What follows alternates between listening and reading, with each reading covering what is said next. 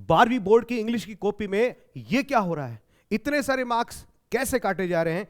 क्यों काटे जा रहे हैं? वजह क्या है? देखिएगा, आपके सामने कॉपी रखी यहां पे। इस कॉपी को जब चेक किया गया तो यहां पर सिर्फ मार्क्स आए 3, और जब इस कॉपी को चेक किया गया यहां पर मार्क्स आते हैं 6 में से 6। ऐसा क्यों हो रहा है?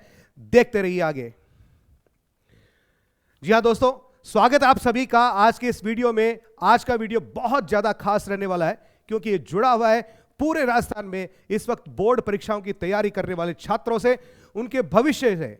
यदि आज वो अपने भविष्य के प्रति जागृत नहीं होंगे तो अपने बहुत सारे मार्क्स जो है इसी कॉपी की तरह से वो कटवाते रहेंगे। इसी विषय के ऊपर आज हम बात करने वाले हैं। तो बोर्ड के विद्यार्थी इस वीडियो से बहुत ज्यादा फायदा लेने वाले दोस्तों। तो दोस्तों, इस वीडियो के अंत तक बने रहिएगा। आज जो हम इस वीडियो में करने वाले हैं ऐसा पहले कभी नहीं हुआ होगा। तो आज हम बात करने वाले हैं 12वीं कक्षा के इंग्लिश वाली पेपर के लिए। दोस्तों, मेरा दावा है कि इस वीडियो में बताई गई बातों पर यदि आप गौर करेंगे तो आपका रिजल्ट, बोर्ड का रिजल्ट बहुत बहुत ज्यादा शानदार रहने वाला है। लेकिन सबसे पहले मैं धन्यवाद देना चाहता हूं मेरे साथी मुकेश जी निठारवाल सर को, जिन्होंने मुझे ये वीडियो बनाने के लिए प्रेरित किया। उन्होंने मेरा काम देखा, मेरी कॉपी देखी। मैं एक आइडियल कॉपी जो है हर साल तैयार करता हूं अपने बोर्ड स्टूडेंट्स के लिए। उन्होंने कॉपी देखी और कहा कि सर आप इस कॉपी को डिजिटल बोर्ड पे लेकर के आइए, अपने यूट्यूब चैनल पे लेकर के आइए और राजस्थान के सभी छात्रों को इसका फायदा मिलना चाहिए। तो उनके अनुरोध को मैंने स्वीकार किया और इसीलिए आज मैं मुकेश जी सर को बहुत बहुत धन्यवाद देता हूं। मुकेश जी सर का नाम जो है राजस्थान का संपूर्ण वर्ग, अध्यापक वर्ग जो है मुकेश जी सर से परिचित है। ये शिक्षा विभाग की सारी खबरें अपने यूट्यूब चैनल मुकेश निठारवाल पर अपडेट करते रहते हैं। तो आप भी उनके वीडियो को, उनके चैनल को सब्सक्राइब कीजिए, क्योंकि मेरे जो वीडियो अपडेट्स रहेंगे वो भी उनके चैनल पे आपको उपलब्ध रहेंगे। तो दोस्तों, वीडियो में आगे बढ़ने से पहले यदि आपने चैनल को सब्सक्राइब नहीं किया है तो सब्सक्राइब जरूर करें और बेल आइकन को भी प्रेस करें, जिससे आपको वीडियो के सारे नोटिफिकेशंस आगे मिलते रहें, क्योंकि ऐसे और भी बहुत सारे वीडियोज जो हैं आपके लिए मैं लेकर के आने वाला हूं। और जैसा कि मैंने आपसे वादा किया था, आज वेंसडे है, वेंसडे से लेकर के संडे तक मैं क्लास 10th के लिए भी वीडियो लेकर के आऊँगा। और आप जो देखने वाले हैं, यदि आप टीचर हैं तो प्लीज़ इस वीडियो को अपने बोर्ड के छात्रों तक जरूर पहुंचाएं ताकि उनका भी फायदा हो। आप अपने साथियों तक भी इसे अब जरूर शेयर करें। आपके जितने भी सोशल मीडिया अकाउंट्स हैं उन पर आप शेयर करें। और आप यदि छात्र हैं तो अपने साथ साथ आपके जो भी साथी लोग हैं उन तक ये वीडियो जरूर शेयर करें। तो दोस्तों, आगे हम इस वीडियो में चलते हैं।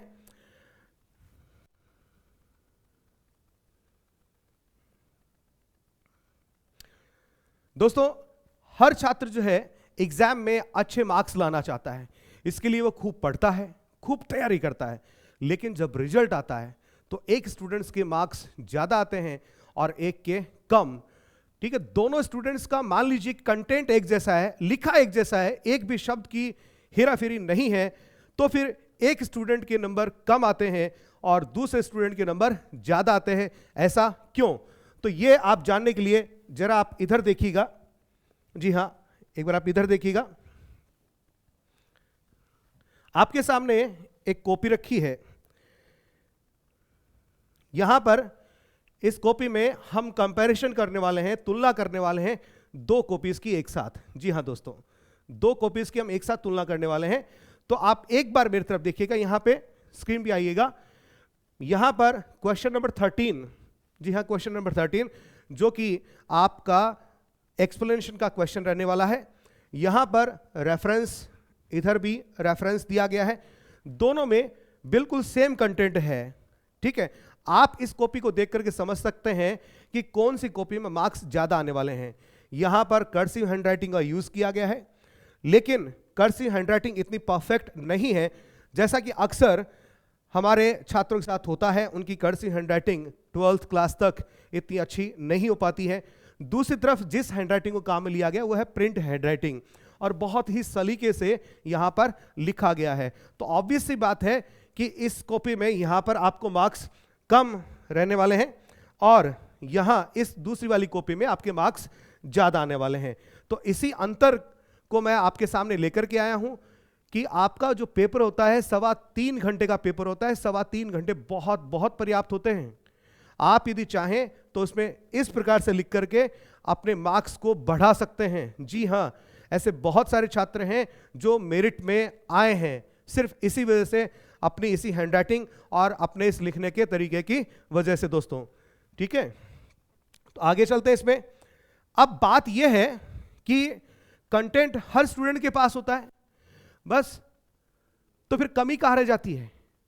तो कमी जो रहती है वो रहती है प्रेजेंटेशन की, यानी कॉपी में खूबसूरती से काम करने की। तो प्रेजेंटेशन का मतलब क्या हुआ कि कंटेंट आपका सेम है लेकिन प्रेजेंटेशन आपका इतना बढ़िया नहीं है। प्रेजेंटेशन से मतलब यह हुआ कि आप कॉपी में किस तरह से लिखते हैं, आपका लिखने का तरीका क्या है। यदि आपने सही तरीके से लिखा है, सुंदर लिखा है, तो निश्चित तौर पे आपके मार्क्स ज्यादा आने ही हैं। तो आइए आज अपन मिलकर के इस कमी को दूर कर लेते हैं, यानी प्रेजेंटेशन वाली कमी को हम दूर कर लेते हैं। दोस्तों यकीन मानिएगा, बस चंद घंटों की मेहनत है और उसका परिणाम होगा आपका शानदार बोर्ड का रिजल्ट। जी हां दोस्तों, तो हम शुरू करते हैं। अभी शुरू करने से पहले आप इस पे एक बार गौर फरमा लीजिए। मैंने जो कॉपी यूज करी है वो कॉपी है आपकी बोर्ड की कॉपी। जी हां, बोर्ड की कॉपी मैंने यूज की है। उसका इंटरफेस कुछ इस तरह से रहेगा। ठीक है, थोड़ा बहुत इधर उधर हो सकता है, लेकिन इंफॉर्मेशन सारी इसी प्रकार से आपको उसमें फिल करनी होती है। ठीक है दोस्तों, तो आगे बढ़ते हैं इसमें। यहां पर मैं आपके सामने एक खाली पेज भी लेकर के आया हूं। ये पूरी की पूरी कॉपी जो है, इसका पीडीएफ जो है वो आपको अवेलेबल रहेगा। वीडियो में मैं आपको आगे बता दूंगा कि आपको ये कहां मिलेगा। ठीक है, और आपको इसको करना क्या है, ये सारी बातें मैं आपको बताऊंगा। फिलहाल आगे बढ़ते हैं इसमें। सबसे पहले आप अपने सिलेबस पे एक बार नजर दौड़ा लीजिए। आपका सिलेबस जो है वो किस तरह से है।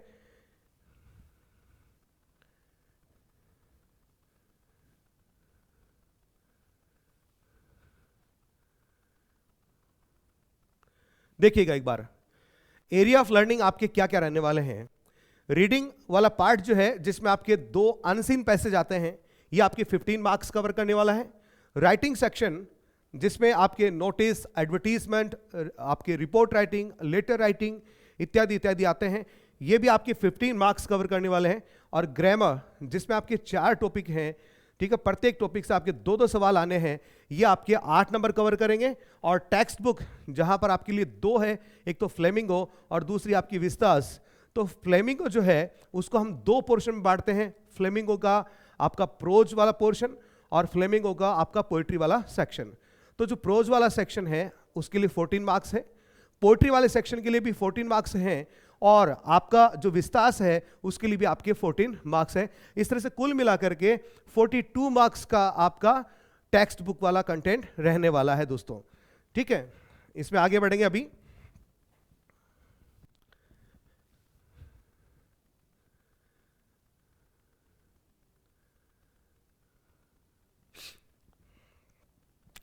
तो दोस्तों अब शुरू करते हैं। आपकी इस प्रेजेंटेशन की कमी को दूर करने के लिए मैंने एक आइडियल आंसर कॉपी तैयार करी है। जी हां, एक आइडियल आंसर कॉपी मैंने तैयार करी है। ये कॉपी मैंने बोर्ड की कॉपी जो है उसका पेज लिया है और उसके अंदर इसको तैयार किया है। इसमें मैं आपको क्या बताने वाला हूं, ठीक है, जो अहम जो बात है वो क्या है उसको आप समझिएगा। ठीक है, मैं आपको यह बताने वाला हूं कि यदि आप सिर्फ 4 बार, जी हां मैं फिर से रिपीट कर रहा हूं, सिर्फ 4 बार बोर्ड की कॉपी के अंदर जैसा मैं बता रहा हूं, यदि आप उस प्रकार से प्रैक्टिस कर लेते हैं तो आप यकीन मान करके चलिएगा आपके 10 से 15% मार्क्स बढ़ने हैं। दोस्तों मैं यहां आपको ऐसी बहुत सारी बातें बताने वाला हूं जिनका असर जो है सिर्फ इंग्लिश ही तक ही सीमित नहीं होगा, वो और भी विषयों को कवर करेगा, अर्थात आपके बाकी के जो सब्जेक्ट्स हैं वहां पर भी आपके नंबर बढ़ करके आने वाले हैं। जी हां दोस्तों, ठीक है। अब यहां पे वीडियो में आगे बढ़ने से पहले मैं थोड़ा बात करूंगा कुछ 3 बिंदुओं पे। जी हां, 3 बिंदु है मेरे पास जिन पे मुझे बात करनी है और फिर हम इस कॉपी को एक्सप्लेन करेंगे। तो वो 3 बिंदु कौन कौन से हैं जरा देखिएगा। सबसे पहला बिंदु जो है वो तो है आपका हैंड राइटिंग का।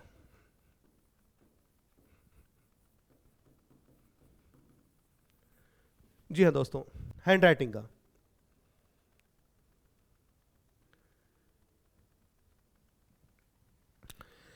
दोस्तों हैंड राइटिंग जो है आप किस तरह की यूज करें, ये एक बहुत बड़ा प्रश्न है। 2 तरह की हैंड राइटिंग अक्सर हम यूज करते हैं।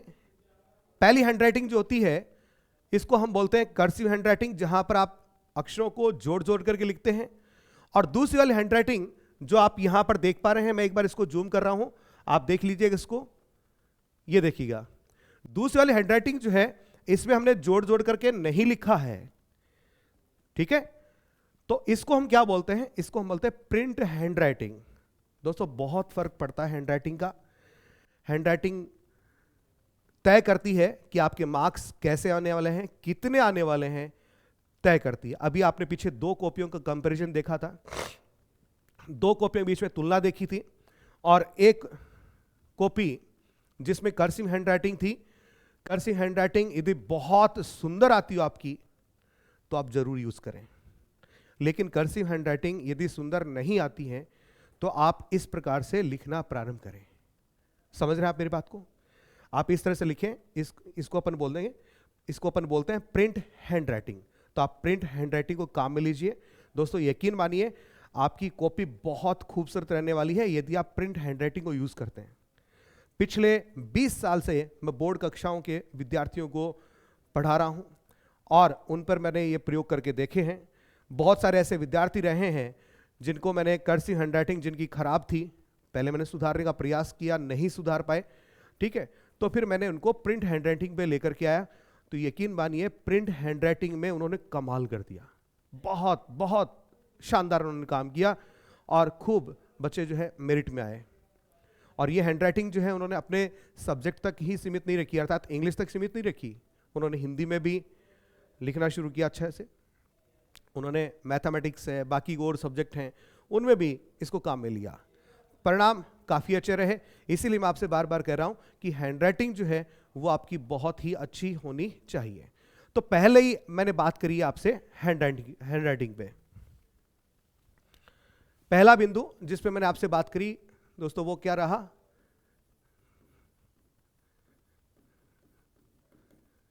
हैंड राइटिंग का। दूसरा दोस्तों मैं बात करूंगा आपसे पेन, कि आप पेन किस तरह का यूज करते हैं। जी हाँ, ज्यादातर हमारी जो हैबिट होती है हम लोग यूज करते हैं बॉल पेन। जी हाँ, हम लोग यूज करते हैं बॉल पेन, लेकिन आप जेल पेन यूज कीजिए। जेल पेन यदि आप यूज करते हैं तो जेल पेन से आपकी हैंडराइटिंग जो है वो बहुत ही अच्छी आएगी। पहला तो आपने कर्सिव को छोड़ा, कर्सिव की बजाय आप आगे प्रिंट हैंडराइटिंग पे, और साथ में आपको साथ मिला किसका, जेल पेन का। हैंडराइटिंग बहुत अच्छी होगी। दूसरा, जेल पेन थोड़ा सा जब आप चलाते हैं, नया नया पेन यूज करते हैं तो थोड़ा सा टाइट चलता है, घिस के चलता है, लेकिन 5-10 मिनट आपने इसको लिखना शुरू किया, ठीक है, अपनी भाषा में उसको बोलते हैं रवा करना।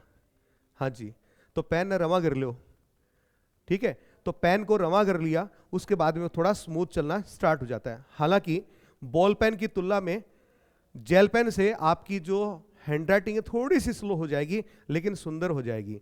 स्लो हो जाएगी इसका मतलब ये नहीं कि आपका पेपर छूट जाएगा भाई। पेपर आपका 3.25 घंटे का है। जी हाँ, 3.25 घंटे हैं आपके पास। 3.25 घंटे बहुत होते हैं, तो 3.25 घंटों में करोगे क्या, अच्छे से लिख के आओ ना वहां पे फिर, ठीक है। तो आप पेन जो है उसको आप स्विच कीजिए, और स्विच किसके ऊपर करें आप, जेल पेन पे। अब जेल पेन भी बेटा आप 2 तरह के लेकर के आए, एक तो आपका हो गया ब्लू और दूसरा आपका हो गया ब्लैक। जी हाँ, ब्लू एंड ब्लैक, ये 2 तरह के आप जेल पेन लेकर के आए। और मैं तो कह रहा हूं आप 8-10 पेन जो है अभी खरीद के रख लो और रोज उनको काम में लिया करो, ठीक है। ब्लैक पेन आपको कहां काम में लेना है, आप जहां भी टाइटल लिखें, शीर्षक लिखें, शीर्षक तो हर सब्जेक्ट में लिखे जाते हैं, हिंदी में भी लिखे जाते हैं, इंग्लिश में लिखे जाते हैं, आपके जो और सब्जेक्ट्स हैं उनमें भी शीर्षक लिखने का आपको मौका मिलता ही है। तो आप वहां पर भी क्या यूज करें, ब्लैक पेन यूज करें। फिर विद्यार्थी एक काम और भी करते हैं, वो ये करते हैं कि आपको कुछ इंपॉर्टेंट पॉइंट्स लिखने होते हैं और इंपॉर्टेंट पॉइंट्स को आप लिख करके आप उसको करते हैं अंडरलाइन। तो ये अंडरलाइन वाला यार सिस्टम ही खत्म करो। आप कई बार अंडरलाइन करते हो, बहुत गंदे तरीके से करते हो और इससे थोड़ी इरिटेशन भी होती है टीचर को। आप जिस बिंदु को अंडरलाइन कर रहे हैं आप उसको सीधा ब्लैक में लिख दो ना, लिख करके देखो एक बार, फिर देखना। मेरी बात पे तुरंत रिएक्ट मत करना, पहले लिख करके देखना, लिख करके देखो, उसके बाद में देखो, मैच करो कि आपने एक जगह तो अंडरलाइन किया था और एक जगह मैंने क्या किया है, उसको ब्लैक पेन से लिखा है, तो कौन सा ज्यादा सुंदर लग रहा है। जवाब आपको अपने आप खुद ही मिल जाएगा कि ब्लैक पेन से आपने जहां लिखा है वो काफी अट्रैक्टिव लग रहा है और इस चीज के आपके मार्क्स नहीं कटने वाले हैं। बहुत सारे टीचर्स को मैंने कहते सुना है कि भैया ब्लैक पेन यूज करोगे तो मार्क्स कट जाएंगे। जी नहीं, ऐसा नहीं है। ठीक है, तो आप ब्लू पेन के साथ में ब्लैक पेन भी आप यूज कर सकते हैं। शीर्षक लिखना है ब्लैक पेन से लिखिए, अंडरलाइन जिस चीज को करते हैं उसको अंडरलाइन ना करके उस चीज को आप किस में लिख दीजिए, ब्लैक पेन से लिख दीजिए। ठीक है बेटा। इसके बाद में अगली जो मैं आपसे इंपॉर्टेंट बात कर रहा हूं उस पर गौर कीजिएगा, ध्यान दीजिएगा बहुत ज्यादा। हम जब विद्यालय स्तर पे अपनी नोटबुक में काम कर रहे होते हैं तो उसमें क्या होता है कि हम क्वेश्चन आंसर लिखते हैं। जी हां, क्वेश्चन आंसर। उसमें हम यहां ये जो हाशिया हमारे पास होता है हम उसमें इस तरह से लिखते हैं ANS और फिर ऐसे नंबर लगाते हैं। लेकिन बोर्ड की कॉपी में थोड़ा सा सिस्टम अलग है। यहां पर आपको क्वेश्चन या फिर आंसर इनको लिखने की बिल्कुल भी बेटा जरूरत नहीं है। ठीक है, कैसे नहीं है वो आप देखिएगा। मैं इसको थोड़ा हाईलाइट कर रहा हूं, जूम कर रहा हूं, आप इसको देखिएगा। यहां पे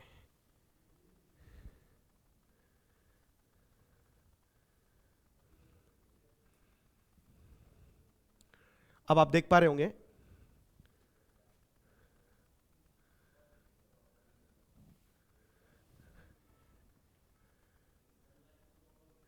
ये देखिएगा आपकी कॉपी जो है वो कुछ इस तरह से आती है। यहां पर देखिए क्या लिखा हुआ आएगा, परीक्षक द्वारा प्रदत्त अंक। इसका मतलब यह हुआ कि आप यहां पर क्वेश्चन और आंसर जैसे शब्द जो हैं उनको ना लिखें। ये जगह रिजर्व्ड है, ये प्लॉट भैया खाली नहीं है, ये आपका नहीं है। ठीक है, आप यहां पर कुछ भी लिख दोगे, ये आपके एग्जामिनर का है। आपने पेपर दिया, ठीक है, आपने परीक्षा दे दी, आपकी कॉपियां इकट्ठी होकर के किसी एग्जामिनर के पास जाएगी और एग्जामिनर उसको चेक करेगा। तो चेक करेगा तो नंबर जो है इस तरफ इस इलाके में देगा वो। तो ये तो एरिया किसका हो गया, परीक्षक का, अर्थात आपके एग्जामिनर का। फिर देखिए क्या लिखा हुआ, प्रश्न संख्या। जी, क्या लिखा हुआ है, प्रश्न संख्या। तो आपको सिर्फ यहां पर प्रश्नों की संख्या लिखनी है, इससे कॉपी की खूबसूरती और बढ़ जाएगी। तो आप इस पे गौर कीजिएगा। यदि आप टीचर हैं तो आप अपने स्टूडेंट्स को जरूर बताइएगा कि इस तरह से कॉपी आती है और इसमें आपको इसी प्रकार से काम करना है। और इसी वास्ते मैं पीडीएफ के तौर पे ये पूरी कॉपी डाल रहा हूं और इस कॉपी के साथ में एक खाली पेज बोर्ड की कॉपी का वो भी मैं इसमें डाल रहा हूं। तो आप वहां से इसको डाउनलोड कर लीजिएगा और अपने स्टूडेंट्स को दीजिएगा। ठीक है, एक बार इसको बंद कर देते हैं यहां से। तो मैंने यहां पर कुल मिलाकर के आपसे 3 बिंदुओं पे बात करी है।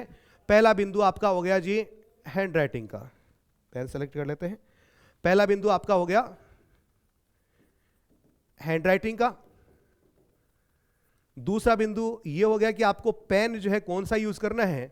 और तीसरा आपको क्वेश्चन आंसर इनको लिखना है या नहीं लिखना है। इन 3 बिंदुओं की मैंने बात करी। ये बेसिक चीजें हैं किसी बोर्ड की कॉपी के लिए। अब हम इसमें आगे बढ़ेंगे।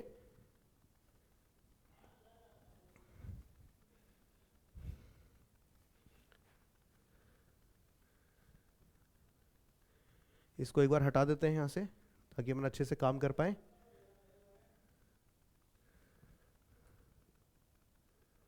जी दोस्तों,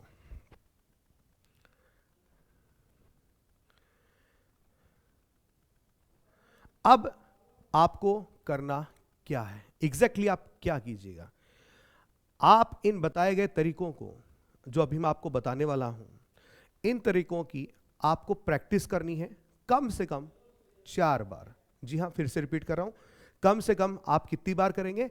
4 बार करेंगे। और बताए गए तरीके किसी न किसी तरह से इंग्लिश को छोड़ करके और भी जो सब्जेक्ट हैं उन पर भी लागू होते हैं। तो आपके इंग्लिश में तो मार्क्स 10-15 बढ़ करके आने ही आने हैं, वो ही 10-15 मार्क्स आपके बाकी के सब्जेक्ट्स में भी बढ़ करके आएंगे। तो इसका मतलब आपका ओवरऑल रिजल्ट जो है वो समझ गए होंगे, 10 से 15% आपका बढ़ने वाला है। तो आपको भैया करना क्या है, आपको ये जो बोर्ड की कॉपी है इसकी पीडीएफ का लिंक जो कि मैं आपसे शेयर करूंगा, उसको आप डाउनलोड कर सकते हैं और डाउनलोड करके आप उसकी कॉपी निकलवा लीजिए, ठीक है। और जो खाली पेज है उस खाली पेज की कम से कम आप 50-60 कॉपी निकलवाइए।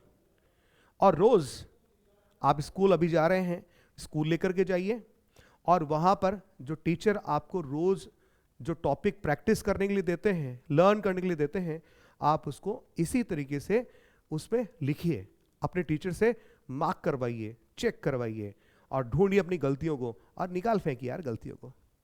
गलतियां जब निकल गई तो हो गया अपना काम।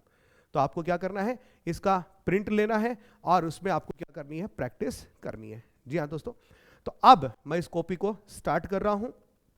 कॉपी में सबसे पहले आप जो चीज देखेंगे वो होगी बेटा सेक्शन को कैसे लिखें। जी हाँ, आपका जो पेपर है 3 सेक्शन में बटा हुआ है, सेक्शन ए, सेक्शन बी और सेक्शन सी। सेक्शन ए जो है वो आपका रीडिंग पोर्शन वाला है, सेक्शन बी जो है वो राइटिंग पोर्शन का है और सेक्शन सी जो है वो है आपका टेक्स्ट बुक का। हालांकि ग्रामर भी इंक्लूड है, लेकिन ग्रामर के लिए अलग से कोई सेक्शन का टाइटल नहीं दिया गया है। ये सेक्शन बी के नीचे सिर्फ दे रखी है। तो आप क्या करेंगे, इसकी भी एक अलग से हेडिंग बना देंगे।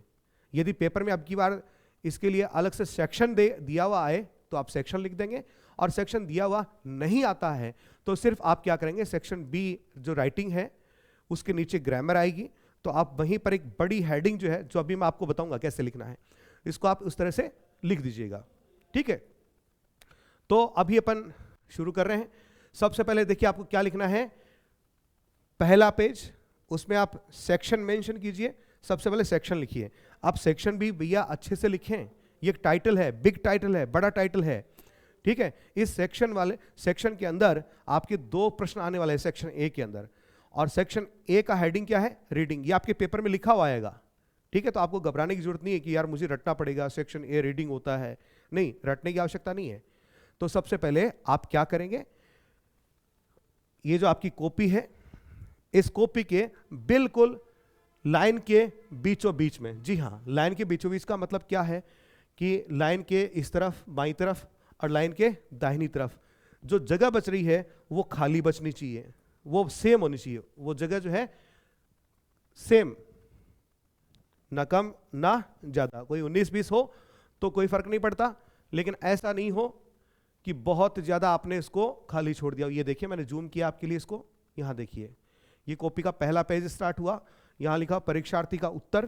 तो आप यहां पर क्या करेंगे, सेक्शन लिखेंगे। देखिए बाईं तरफ इतनी जगह छोड़ी है, दाईं तरफ इतनी जगह छूटी है, ठीक है। तो बाएं और दाएं तरफ बराबर जगह छूटे, इस तरह से आप करके इसको लिखें। अब लिखने का तरीका देख लीजिए बेटा, यहां पर सेक्शन जो शब्द है, आप चाहें तो सेक्शन पूरा कैपिटल में लिख सकते हैं, फिर ए भी कैपिटल में, रीडिंग भी पूरा कैपिटल लेटर्स में लिख सकते हैं। और आप चाहें तो सेक्शन का एस कैपिटल हो जाएगा, रीडिंग का आर कैपिटल हो जाएगा और बाकी के स्मॉल लेटर्स, ऐसा करके आप इसको लिख दें। शब्दों के बीच में उचित आप क्या रखें, गैप रखें, और ये पूरा का पूरा आप ब्लैक पेन से लिखें, ठीक है। अब हम सेक्शन ए जो है, जो रीडिंग पोर्शन होता है, हम उसमें एंटर कर चुके हैं, ठीक है। जहां पर आपके 2 अनसीन पैसेज होंगे बेटा, जी हाँ, कितने अनसीन पैसेज होंगे, 2 अनसीन पैसेज होंगे। जो पहला अनसीन पैसेज होगा वो फैक्चुअल हो सकता है, डिस्कर्सिव हो सकता है, या लिटरेरी क्षेत्र से पूछा जा सकता है, ठीक है। तो आपकी जो 2 पैसेजेस हैं वो फैक्चुअल, डिस्कर्सिव या लिटरेरी फील्ड से आपसे पूछे जा सकते हैं। ये 15 नंबर के आएंगे। 15 नंबर के किस तरह से आएंगे वो भी आप सुन लीजिएगा। जो आपका पहला पैसेज है उसमें सवालों की संख्या होगी 9, जी हाँ, इसमें सवाल कितने होंगे? 9 होंगे। और इसके जो अंतिम 3 सवाल है, जी हां, अंतिम 3 सवाल हैं, वो होंगे आपकी वोकैबुलरी के। किसके होंगे? वोकैबुलरी के होंगे।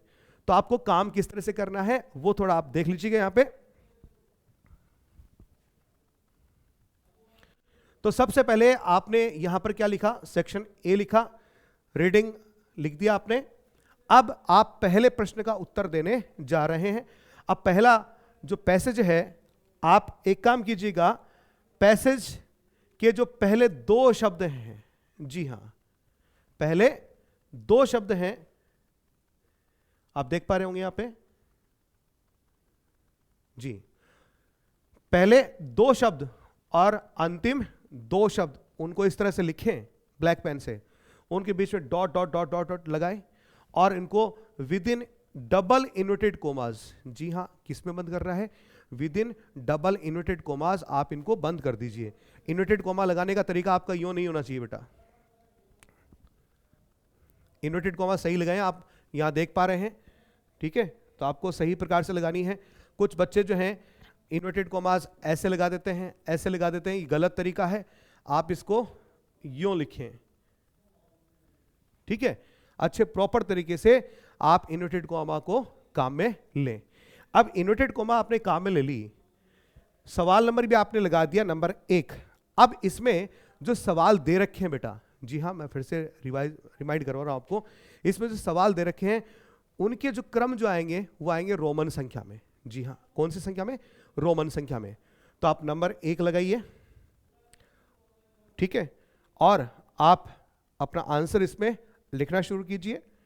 इसी प्रकार से आप जो 9 प्रश्न हैं उनका आंसर देते जाइए। ध्यान रखिए, प्रत्येक आंसर के बाद में एक लाइन खाली छोड़ दीजिए। जी हां, प्रत्येक आंसर के बाद में एक लाइन खाली छोड़ दीजिए। ध्यान रखने लायक बात यह है। दूसरी और सबसे इंपॉर्टेंट जो बात है जो आपको ध्यान में रखनी है, यदि आप उसको ध्यान नहीं रखते हैं तो आपका 1 नंबर 1 मार्क जो है कट सकता है। उसको मैं आपको बता दूं, जैसे मान लीजिए पहले आपने प्रश्न संख्या 1 को हल किया, फिर आपने देखा यार अभी मेरे को प्रश्न संख्या 2, 3, 4 तो नहीं आ रहे, 5 नंबर का उत्तर मेरे को आ गया, तो मैं पहले 5 को लिख देता हूं। फिर आपने 1 के बाद में लिखा 5, फिर अचानक से आपको 2 नंबर के प्रश्न का उत्तर मिल गया। फिर आपने पहले नंबर पे 1 लिखा, फिर दूसरे पे 5 लिखा, फिर 2 लिखा, फिर आपने 6 लिखा, फिर बीच में 3 लिखा। यानी आपने यदि क्रम को उल्टा पुल्टा कर दिया है तो आपका 1 नंबर कटने वाला है। जी हां, फिर से बता रहा हूं, आपका 1 नंबर कटने वाला है। तो आप अपने इस 1 नंबर को बचाइए। और बोर्ड की जो आप कॉपी हाथ में लेंगे, मैं आपको दिखा देता हूं, यहां पे देखिएगा, इधर बोर्ड की जब आप कॉपी हाथ में लेंगे तो बोर्ड की कॉपी में इस बात का साफ इंस्ट्रक्शन आता है कि, देखिए क्या इंस्ट्रक्शन आता है, मैं आपको पढ़ के बताता हूं। यहां पे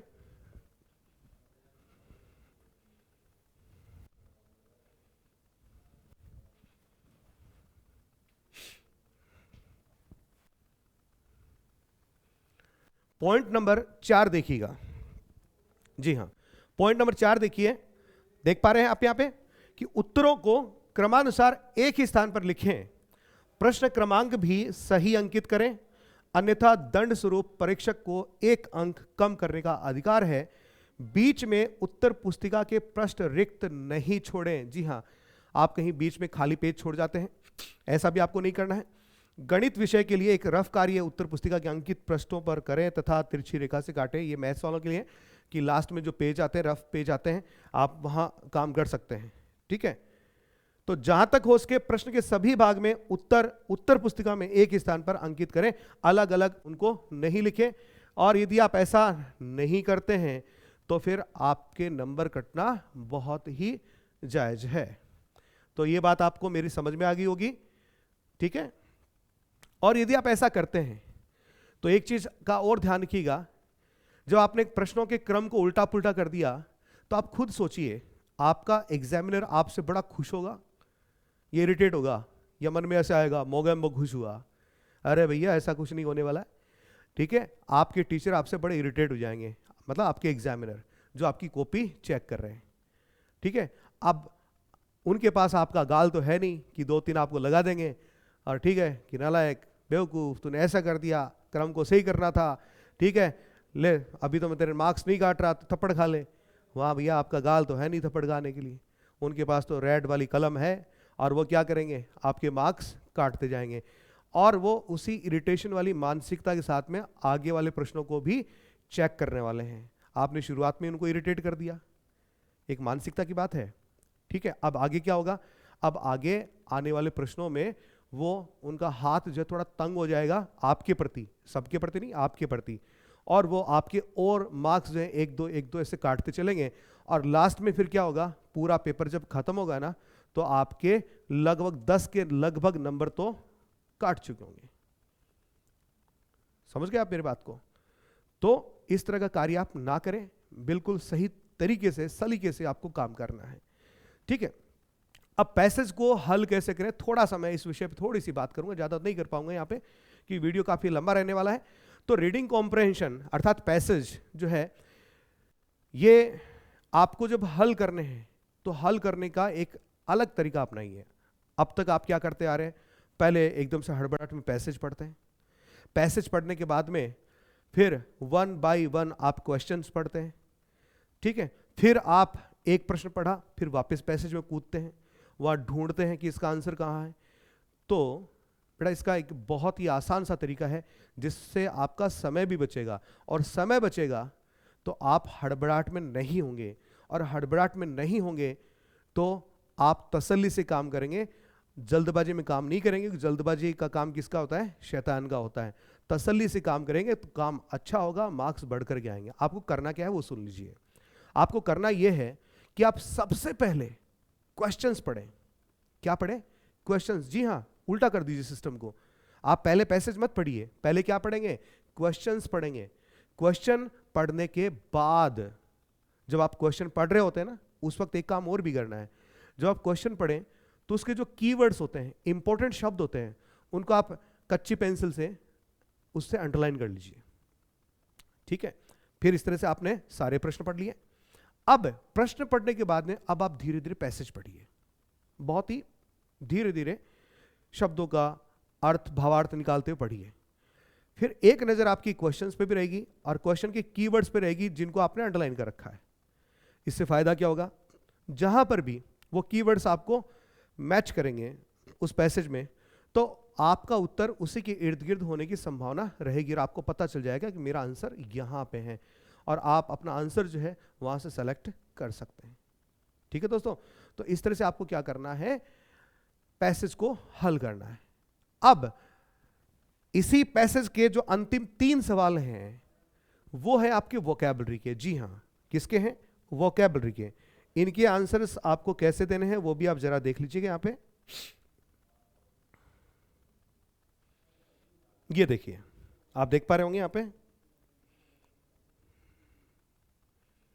ये आपके सवाल रहे, सवाल नंबर 7, 8 और 9।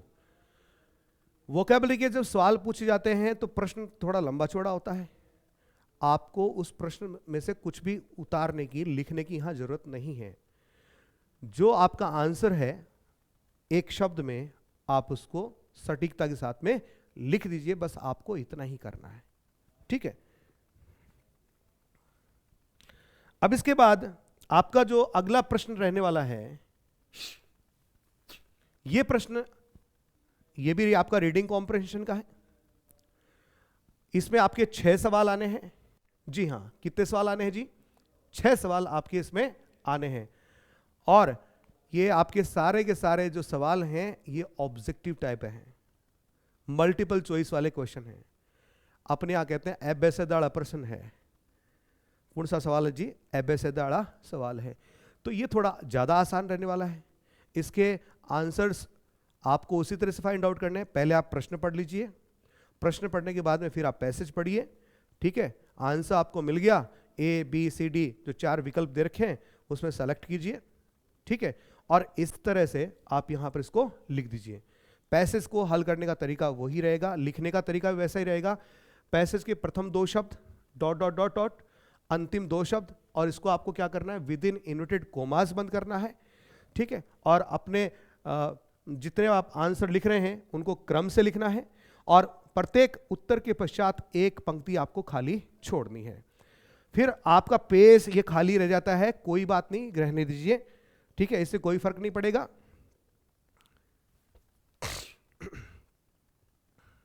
जी, एक चीज और आपको बताऊंगा, पिछले वाले प्रश्न पे एक बार चलेंगे वापस, एक चीज, एक बिंदु और मेरे दिमाग में आया तो अभी आपको मैं बता देता हूं। हम अक्सर क्या करते हैं, एग्जामिनर को यह दिखाने की कोशिश करते हैं कि देखो मैंने बहुत मैटर लिखा है, बहुत ज्यादा लिखा है, तो आपको मेरे को ज्यादा मार्क्स देने चाहिए। तो इस चक्कर में पता है आप लोग क्या करते हो, कॉपी का इधर वाला हिस्सा है ना, आप इधर भी एक काल्पनिक हाशिया मान लेते हो और इधर भी जगह छोड़ के लिखते हो ताकि मैटर बढ़ जाए।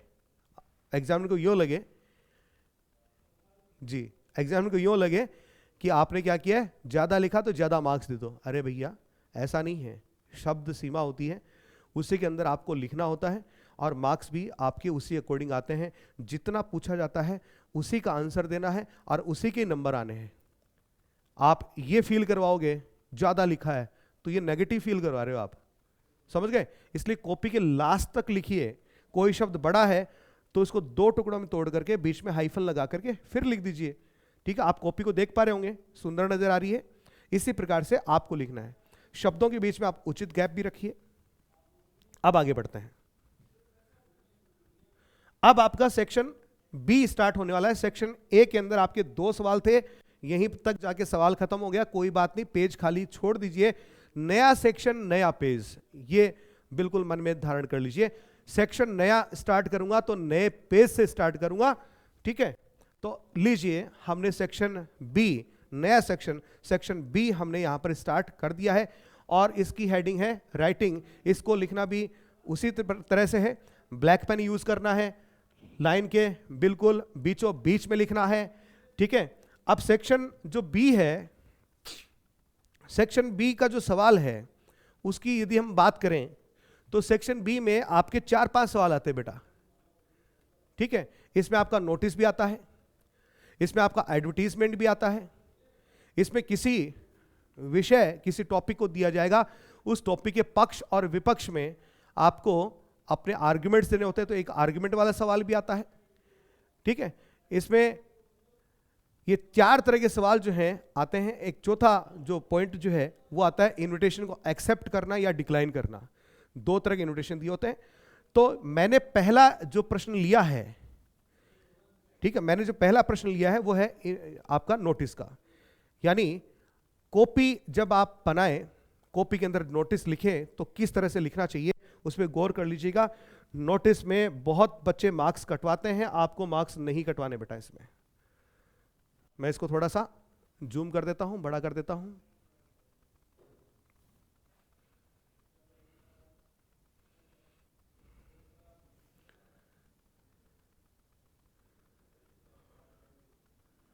इधर से करते हैं एक बार।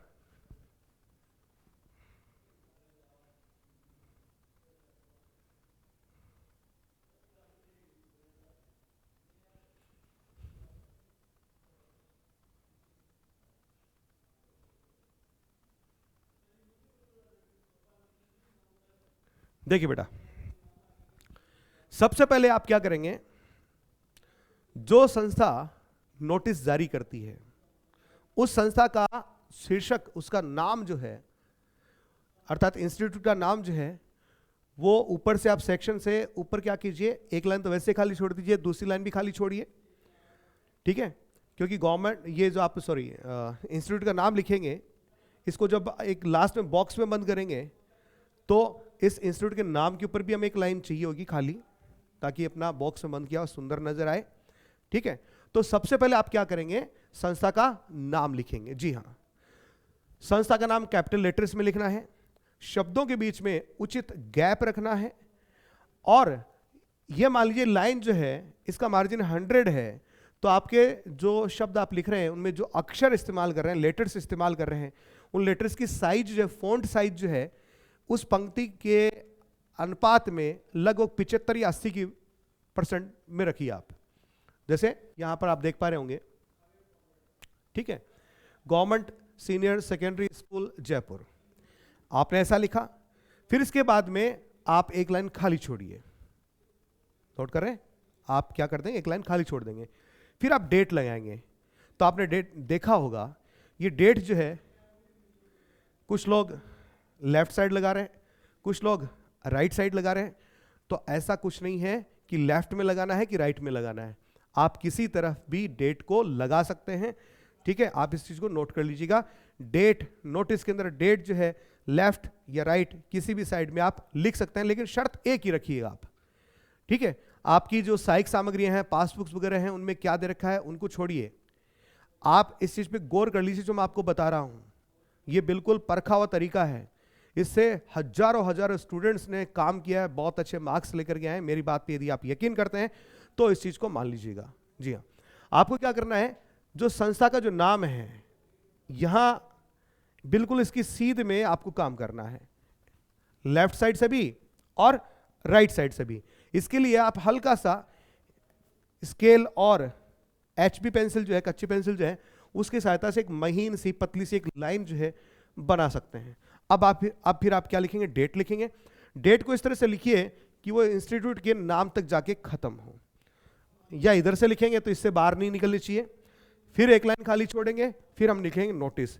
यहां पर गौर करने लायक बात यह है, जो संस्था के नाम में जितने बड़े फ़ॉन्ट्स आपने काम में लिए हैं, अब पूरे नोटिस के अंदर उससे छोटे ही फ़ॉन्ट्स आपको काम में लेने हैं। ठीक है, अब नोटिस शब्द आप जब लिखेंगे तो इस पे गौर कीजिएगा, ये भी इस संस्था के नाम के बिल्कुल बीचों बीच में होना चाहिए, अर्थात इस यहां इसके बिल्कुल बीचों बीच में होना चाहिए। ठीक है, फिर आप एक लाइन खाली छोड़ दीजिए और फिर आप लिखिए अपना टाइटल अर्थात शीर्षक। ये रहा आपके सामने, इस पर भी आप वही नियम लगाएंगे। ठीक है, संस्था का नाम, इसका मार्जिन ले लीजिए, पंक्ति में बिल्कुल बीचों बीच में आना चाहिए। ठीक, इधर लेफ्ट और राइट साइड दोनों तरफ बराबर जगह छूटे। फिर आपने यहां पर टाइटल लिख दिया, शीर्षक लिख दिया। शीर्षक के रूप में यहां पर है एनुअल इंग्लिश डिबेट, यह आपका शीर्षक हो गया। ठीक है दोस्तों, फिर इसके नीचे आपको लाइन खाली नहीं छोड़नी है। आई रिपीट, आपको लाइन खाली नहीं छोड़नी है। फिर आप अपना जो भी मैसेज है, जो भी संदेश इस नोटिस के माध्यम से अपने टारगेटेड ऑडियंस को देना चाहते हैं, वो आप लिखेंगे। जब आपका मैसेज गिविंग खत्म हो जाए, उसके बाद में फिर आप एक लाइन खाली छोड़िए और फिर जो व्यक्ति नोटिस जारी कर रहा है, हालांकि उसके पहले सिग्नेचर होते हैं, सिग्नेचर के नीचे नाम आता है, लेकिन आपको यहां सिग्नेचर करने की आवश्यकता नहीं है। आप सिर्फ क्या लिखिए, नाम लिखिए। इस मैटर से, इसकी सीध से ये बाहर, इधर बाहर की तरफ नहीं जाना चाहिए। ठीक है, फिर आप उसका पद, उस व्यक्ति का पद क्या है उसको आप लिख दीजिए। इतना करने के बाद में फिर आपका नोटिस इस तरह से नजर आएगा। आप क्या करें, बराबर मार्जिन छोड़ते हुए चारों तरफ इसको एक बॉक्स में बंद कर दें। फिर आपको ये एक नोटिस जो है इस तरह का नजर आएगा, आप देख पा रहे होंगे यहाँ पे। ठीक है, तो आपको इस तरह का नोटिस लिखना है, इस प्रकार से लिखना है।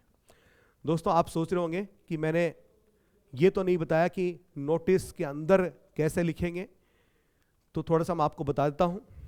नोटिस की शुरुआत, जिसको आप संदेश देना चाहते हैं, सूचना देना चाहते हैं, उसको संबोधित करते हैं। आप इसकी शुरुआत ऐसे करें, ऑल द स्टूडेंट्स। जैसे मान लीजिए स्टूडेंट्स को ये सूचना देनी है, तो आपने लिखा ऑल द स्टूडेंट्स।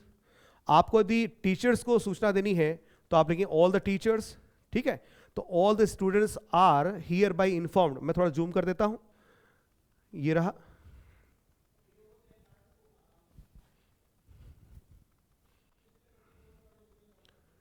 देख पा रहे हैं, all the students are hereby informed that. ये प्रत्येक नोटिस की आपकी एक पंक्ति हो सकती है। जिस किसी कंपटीशन के लिए, कोई फीस जमा करवाने के लिए, किताबें जमा करवाने के लिए, किसी कैंप में हिस्सा लेने के लिए, ठीक है, कोई मैगजीन के लिए आर्टिकल छपवाने के लिए, इनकी यदि कोई लास्ट डेट दे रखी है, तो आप अंतिम पंक्ति के रूप में इस चीज को देख लीजिएगा। Those who want to participate, नाम पार्टिसिपेट की बजाय कुछ और हो सकता है, may give their names to the undersigned latest by और फिर एक डेट आप लगा दीजिए। ये लगभग हर नोटिस में होता है, ठीक है, 90% ऐसा ही होता है, ठीक है। तो आप इतना ध्यान रखें। फिलहाल मैं इस पर ज़्यादा बात नहीं करूंगा क्योंकि अभी एग्ज़ाम का पीक टाइम है और अभी आपकी बिल्कुल एग्ज़ाम आपके पास आ चुके हैं। तो इसमें मैं आपको कोई नया मैटर दूं इसके बजाय जैसा आपने तैयार किया है उसी मैटर का आप प्रेजेंटेशन ज़्यादा अच्छे से करें तो सटीक रहेगा। हालांकि मैं कुछ आपको इंपॉर्टेंट क्वेश्चंस जो हैं वो जल्द ही आपको देने वाला हूं, ठीक है, लगभग अगले बुधवार तक, यानी यूँ मान के चलिए 7 दिन बाद में। तो 7 दिन बाद में अपन फिर से मुलाकात कर लेंगे, आप लोग बताएंगे तो इसके लिए आपको बताना कहाँ है, बिल्कुल अपना जो वीडियो है, वीडियो के नीचे कमेंट बॉक्स है, उस कमेंट बॉक्स में आप ज़रूर बताइए। आपकी कोई समस्याएं हों, आपकी कोई सवाल हों, बिल्कुल उनको बताइए। मैं अपने अगले वीडियो में उन सवालों को ज़रूर शामिल करूंगा और उन पे हम चर्चा भी करेंगे और कुछ इंपॉर्टेंट क्वेश्चंस जो हैं वो मैं आपको ज़रूर यहाँ से दूंगा। अब अगले सवाल की तरफ हम बढ़ेंगे।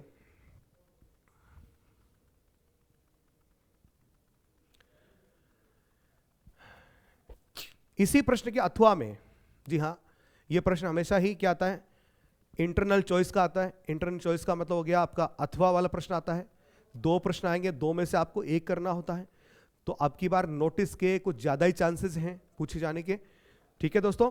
तो अब इसी प्रश्न के अथवा में मान लो आपसे पूछ लिएगा एडवर्टीजमेंट। एडवर्टीजमेंट का मतलब क्या हो गया, विज्ञापन। अब विज्ञापन जो है कई तरह के होते हैं। विज्ञापन मैट्रिमोनियल भी होता है, वर चाहिए, वधू चाहिए, ठीक है, मैट्रिमोनियल का हो गया। मकान किराए पर देना है, किराए से लेना है, मकान खरीदना है, मकान बेचना है, गाड़ी खरीदनी है, गाड़ी बेचनी है, ठीक है। आपका कोई आइटम खो गया तो खोया पाया, इस तरह के कॉलम आते हैं अखबार में, ठीक है। ये सब क्या है, विज्ञापन है। बेटा विज्ञापन की एक बहुत ही खास बात होती है। विज्ञापन जो होते हैं जो अखबार में छपते हैं, ठीक है, तो विज्ञापनों में क्या होता है कि कम शब्दों में आपको ज्यादा जानकारी देनी होती है। क्यों? क्योंकि जब ये अखबार में छपते हैं तो स्पेस कवर करते हैं, थोड़ी जगह घेरते हैं और वह उस जगह की क्या लगते हैं भैया, पैसे लगते हैं। तो इसलिए इसमें कम से कम शब्दों में आपको अपनी बात को कहना चाहिए। इसके लिए जरूरी ये नहीं है कि आप पूरा सेंटेंस लिखें। अरे भैया सब्जेक्ट और ऑब्जेक्ट को छोड़िए, आप सीधे वर्ब से भी काम चला सकते हैं। किससे चला सकते हैं? वर्ब से भी काम चला सकते हैं। तो वो विद्यार्थी जो थोड़ा सा कमजोर महसूस करते हैं अपने आप को कि मैं अपने आप से कुछ लिख नहीं पाता हूं, तो एडवर्टीजमेंट टॉपिक जो है उनके लिए थोड़ा सा अच्छा रहेगा। कैसे? क्योंकि इस टॉपिक में वो यदि सब्जेक्ट ऑब्जेक्ट इनको छोड़ करके भी बात करेंगे तो भी उनका सेंटेंस जो है करेक्ट माना जाएगा। क्योंकि यहां पर पूरी सेंटेंस स्ट्रक्चर हो ऐसा जरूरी नहीं है, ठीक है। आप तो सिर्फ अपनी बात का जो अर्थ है उसको अगले व्यक्ति तक पहुंचा दें, बस इसका यही तात्पर्य होता है। तो एक बार देखिएगा, मैं इसको जूम कर रहा हूं यहां पे।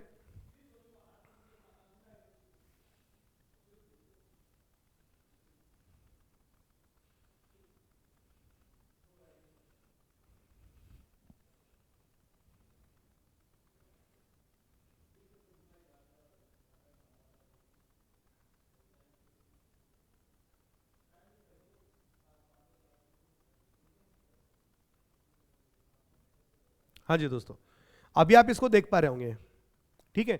लिखने का तरीका वही है। आप कैपिटल लेटर्स में सबसे पहले हेडिंग लगाइए, ठीक है। आपने इस तरह से हेडिंग लगा दी, ब्लैक पेन से लगा दीजिए और इस पूरी लाइन को आप मार्क कर दीजिए, लकीर के ऊपर लकीर खींच दीजिए ब्लू पेन से, ठीक है। फिर आप अपना एडवर्टीजमेंट अर्थात विज्ञापन लिखना शुरू कीजिए। हमने यहां पर ब्राइड वांटेड का एक एडवर्टीजमेंट लिया है, तो एक बार मैं थोड़ी सी लैंग्वेज पढ़ देता हूं और इस लैंग्वेज में हम और क्या शॉर्ट कर सकते हैं, सुधार कर सकते हैं, उसके बारे में थोड़ा सा 1-2 मिनट के लिए बोलूंगा मैं। तो आप यूं कीजिएगा, जो आपका मैट्रिमोनियल है उसका मैट्रिमोनियल एडवर्टीजमेंट है, उसका पहला शब्द है उसको आप कैपिटल लेटर में लिखिए या कैपिटल के साथ साथ ब्लैक में भी लिख दीजिए, चलेगा, अच्छा अट्रैक्टिव लगेगा। तो alliance invited for a smart handsome 24, ये एज हो गया, 5 फुट 6 इंच ये हाइट हो गई, गुप्ता बॉय, अर्थात साहब गुप्ता जी को छोरो है, 24 साल को हो गए हैं, उम्र 24 साल, हाइट 5 फीट और 6 इंच है, स्मार्ट है, हैंडसम है, हांडासम नहीं है, हैंडसम है, ठीक है, permanent lecture in a government school. Okay, अब देखिए यहां पर बहुत तरह के इसमें वाक्य बन सकते थे कि गुप्ता जी का छोरा क्या है, हैंडसम है, he is a permanent lecturer in a government school, या और इसको बढ़ाया जा सकता था, father is a principal in a government school in Jaipur, इसको शॉर्ट कर सकते हैं, father government lecturer in Jaipur, ऐसा लिखा जा सकता है। Sister is an IITian working in IOCL Haryana, इसको भी शॉर्ट कर सकते हैं अपन, sister comma IITian working in IOCL Haryana, ठीक है। तो इस तरह से आपको एडवर्टीजमेंट में फोकस करना है कि आप लंबे चौड़े सेंटेंस लिखे, कोई जरूरी नहीं है, शॉर्ट कर सकते हैं, मार्क्स पूरे ही आएंगे।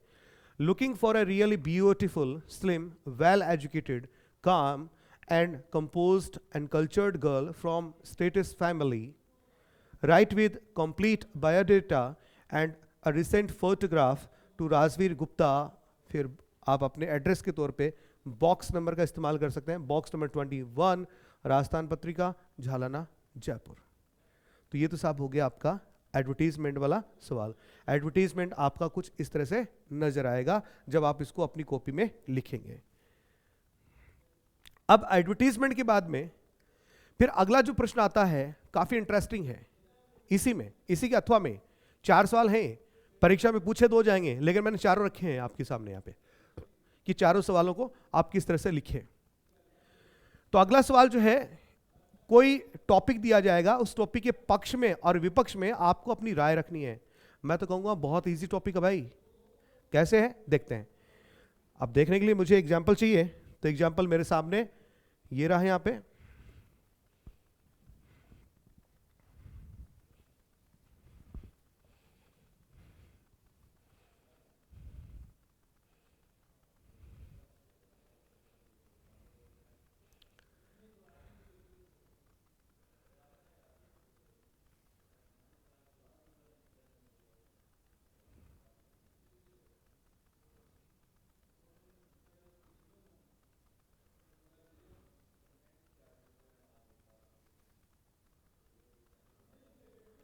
ये रहा दोस्तों। जैसे टॉपिक लिया अपने, mobiles are useful for students, कि छात्रों के लिए मोबाइल फोन उपयोगी है। इसके फोर का मतलब पक्ष में, और अगेंस्ट यानी विपक्ष में। आपको इसके फोर तथा अगेंस्ट में आपको लिखना है। अब देखिए आप क्या करें, सबसे पहले आप शीर्षक लगाएं, बाईं तरफ दाईं तरफ जगह बराबर खाली छोड़े, ब्लैक पेन से लगा दें, ठीक है। फिर फोर शब्द को ब्लैक पेन से लिखें, कॉलन या डैश का इस्तेमाल करें, ठीक। कोई अन्य जो पंक्चुएशन मार्क हैं, निशान हैं, चिन्ह हैं, उनका प्रयोग नहीं करें, इसी का आप प्रयोग करें। अब इजी कैसे है मैं उस बात पे आता हूं। जो आपका टॉपिक है उसका जो शीर्षक है उसी बात को आप सेंटेंस में लिख दो। पहले पक्ष में लिखो कि mobiles are useful for students, same अपन ने रिपीट कर दिया। और जब ये फोर वाला जो आर्ग्यूमेंट है, इसको जब आप कंक्लूड करोगे लास्ट में ये कहते हुए, इस प्रकार से हम कह सकते हैं कि mobile phones are useful for students. तो 10 देखिए यहां पे 10 मोबाइल फोन्स या mobiles are useful for students. इसका मतलब 2 पंक्तियां तो आपने इस टॉपिक से ले ली, तो बीच में कुछ लिखना है।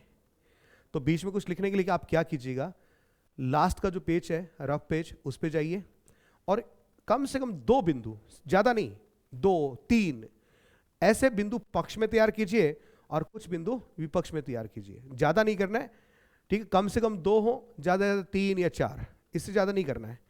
फिर उनको यह तय कीजिए कि कौन सा बिंदु मुझे पहले लिखना है और कौन सा बाद में लिखना है, अर्थात उनका क्रम, उनका कोहेरेंस क्या रहने वाला है, क्रम क्या रहने वाला है, आप इस चीज को चुन लीजिए। फिर आपने ऐसा किया, इसमें आपने लिख दिया। इसी प्रकार से आपको अगेंस्ट वाले में करना है। देखिए यहां पे अगेंस्ट दे रखा है, तो आप क्या लिखेंगे, उसी टाइटल को, शीर्षक को नोट लगा के लिख दीजिए। वहां पर mobiles are useful for students था, तो आप लिखिए mobiles are not useful for students. और अंतिम पंक्ति भी क्या होगी इसकी, 10 mobiles are not useful for students. बीच में आपको वो 2 आर्गुमेंट घुसेड़ने यार, बहुत इजी है। एक चीज, चलिए ये आपका सवाल हुआ। अब इसके बाद में अगला प्रश्न जो आपसे पूछा जाता है वो होता है इनविटेशन का। जी हाँ, जो पहले पुराना सिलेबस था आज से 10-12 साल पहले, उसमें इनविटेशन लिखवाते थे कि आप फला फला अकेशन के लिए आप क्या कीजिए, एक इनविटेशन लिखिए। अभी क्या करते हैं, इनविटेशन को एक्सेप्ट अर्थात स्वीकार करना और डिक्लाइन अर्थात मना करना, इसके लिए प्रश्न पूछे जाते हैं, है ना। तो इसके लिए क्या किया जाते हैं, प्रश्न पूछे जाते हैं। अब इनविटेशन भी बेटा 2 प्रकार के होते हैं। अब ये 2 प्रकार कौन से होते हैं वो भी सुन लो। एक तो हो गया फॉर्मल। अरे फॉर्मल का मतलब हमारे घर पे जो कार्ड आते हैं वो फॉर्मल औपचारिक निमंत्रण तो है। और दूसरे होते हैं आपके इनफॉर्मल। इनफॉर्मल कैसे होता है, आपका दोस्त आपको मिला, वो मौखिक तौर पे भी आपको कह सकता है, ठीक है, वो आपको मैसेज करके भी कह सकता है भैया पार्टी है, बर्थडे पार्टी है, उसमें आना, ठीक। और एक तरीका उसका ये भी होता है, वो एक पत्र के माध्यम से, हालांकि ऐसा चलन में नहीं है, यह बहुत कम है, हम ये कह सकते हैं, चलन में नहीं है ये तो नहीं कहेंगे लेकिन बहुत कम है। वो एक पत्र की तरह से आपको इनविटेशन भेज सकता है। अब पत्र कैसे लिखते हैं उसकी चर्चा हमें करनी भी है, ठीक है। तो बात करते हैं पहले। तो पहले मान लिया कि आपके पास एक इनविटेशन आया। अब उस इनविटेशन को आपको क्या करना है, डिक्लाइन करना है, मना करना है कि भैया अच्छी बात है आपने मैं बुलाया, लेकिन कुछ काम है जिस वजह से मैं आ नहीं सकता, ठीक है, शादी है, बर्थडे है, जो भी है, स्वामणी है, नहीं आ सकता, कोई कारण है। तो आपको वो कारण बताते हुए उसको इनकार करना है। अब 2 तरह से पूछ सकता भैया, फॉर्मल और इनफॉर्मल। इनफॉर्मल का मतलब पत्र है और फॉर्मल का मतलब कार्ड है। तो आपके पास इनफॉर्मल आया है अर्थात पत्र आया है, तो पत्र का जवाब पत्र से ही दीजिए, ठीक है। तो इसके लिए यहां पे आप देखिएगा,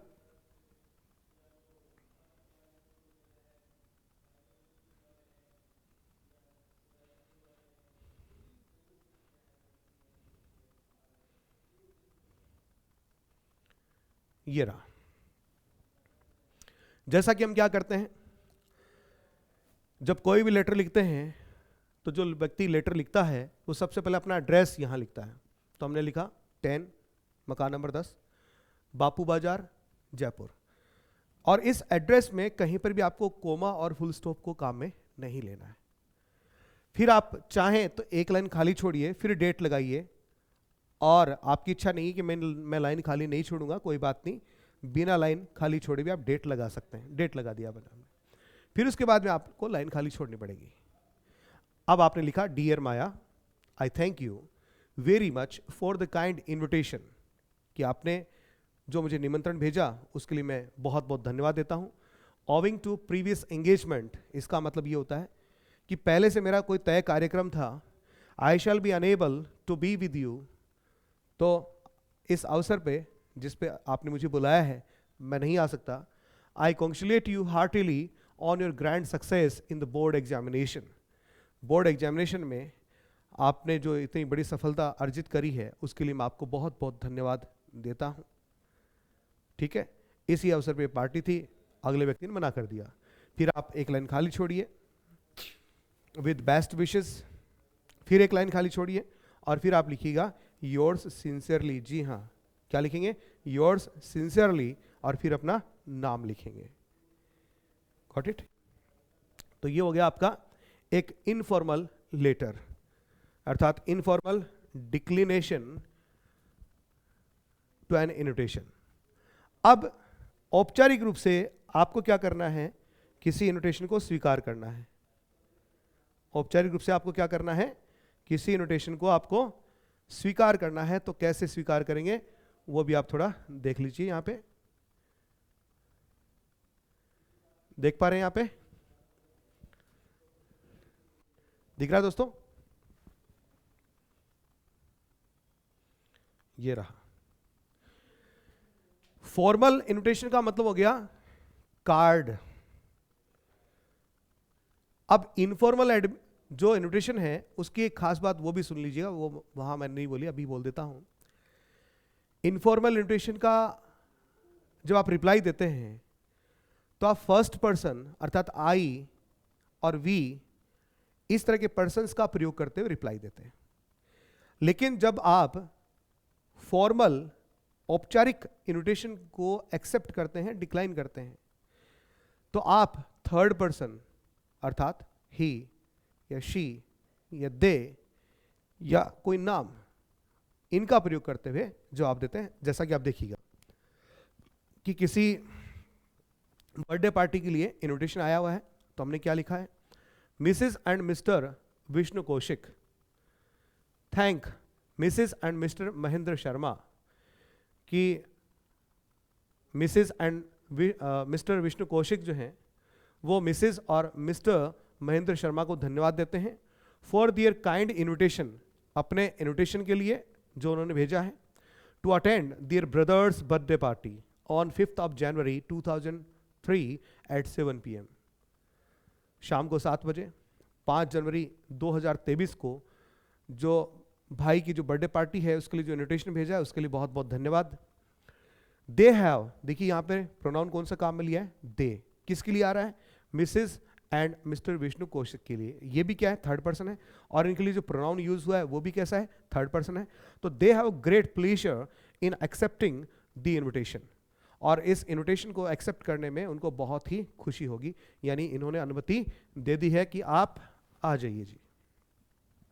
ठीक, तो ये आपका क्वेश्चन नंबर 3 जो है वो फिनिश हुआ। यहां क्वेश्चन नंबर 3 के तौर पे हमने देखी क्या क्या देखा है, एक तो नोटिस देखा है, नोटिस के बाद में हमने एक एडवर्टीजमेंट देखा है, एक आर्ग्यूमेंट वाला सवाल देखा है, और हमने अभी इन्विटेशन का सवाल देखा है। इन्विटेशन के हमने 2 सवाल देख लिए हैं, तो कुल मिला के 4 हैं। इन 4 में से 2 आपके एग्जाम में आएंगे, और वो भी इंटरनल चॉइस के साथ अर्थात अथवा के साथ, और उन 2 में से आपको सिर्फ एक को करना है। ठीक है, अब आप पे डिपेंड करता है कि जो प्रश्न आपसे पूछा गया है उनमें से कौन से प्रश्न में आपको ज्यादा अच्छा आता है, जिसमें ज्यादा अच्छा आता है उसको आप लिखिए। लेकिन मान लो दोनों ही सवाल अच्छे आते हैं, यूं मानिए आपको एडवर्टीजमेंट भी आता है और आपको नोटिस भी आता है, दोनों ही अच्छे आते हैं इक्वल बराबर, तो आपको कौन सा करना चाहिए? अब राय, आपकी राय कैसी है मुझे नहीं पता, लेकिन कमेंट करके जरूर बताइएगा। मेरी राय यह है कि आपको उस वक्त नोटिस वाला जो प्रश्न है उसको हल करना चाहिए, क्योंकि उसमें थोड़ी सी क्रिएटिविटी सही रहती है, अच्छी रहती है, और उसकी वजह से आपके मार्क्स जो है बढ़ करके आ सकते हैं। ठीक है, तो अगले प्रश्न पे चलते हैं। अगला प्रश्न जो है यह है एक रिपोर्ट राइटिंग का। जी हाँ, अगला प्रश्न जो होगा वो होगा आपका रिपोर्ट राइटिंग का। अब रिपोर्ट राइटिंग जो है ये भी अथवा के साथ ही आएगा। ये यहाँ पे वो विद्यार्थी जिनकी कम तैयारी है उनके लिए एक बहुत बड़ा अवसर भी है भैया, बता दूंगा कैसे है। वो ऐसे है क्योंकि रिपोर्ट राइटिंग के विकल्प में भी एक प्रश्न आएगा, और वो होगा आपका एक इंग्लिश में एक पैसेज दिया होगा, और उस पैसेज को आपको हिंदी में ट्रांसलेशन करना होगा। जी हाँ, क्या करना होगा आपको? उसको हिंदी में आपको ट्रांसलेशन करना है उसको। इससे पहले वाला जो प्रश्न गया था नोटिस वाला, ये आपका 4 नंबर का रहेगा, ये सवाल आपका 5 नंबर का रहेगा। जी हाँ, ये कैसा रहेगा? 5 नंबर का। अब इसको कैसे लिखना है इसको थोड़ा जूम करके अपन देख लेते हैं।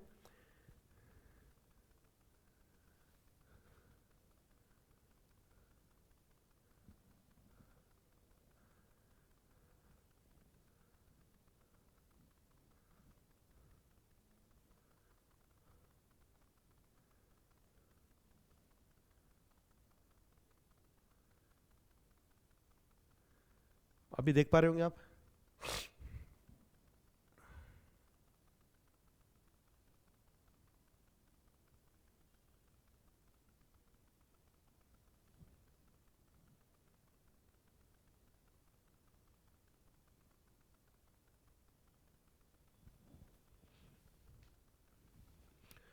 देखिएगा बड़ी स्क्रीन पे आपके सामने है।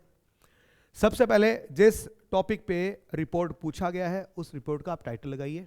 टाइटल लिखने का तरीका आप सीख चुके हैं, ब्लैक पेन से लिखना है और लाइन के बिल्कुल बीचों बीच में लिखना है, अर्थात बाईं तरफ दाईं तरफ दोनों तरफ जगह बराबर बचे, आपको इस तरह से इसको लिखना है।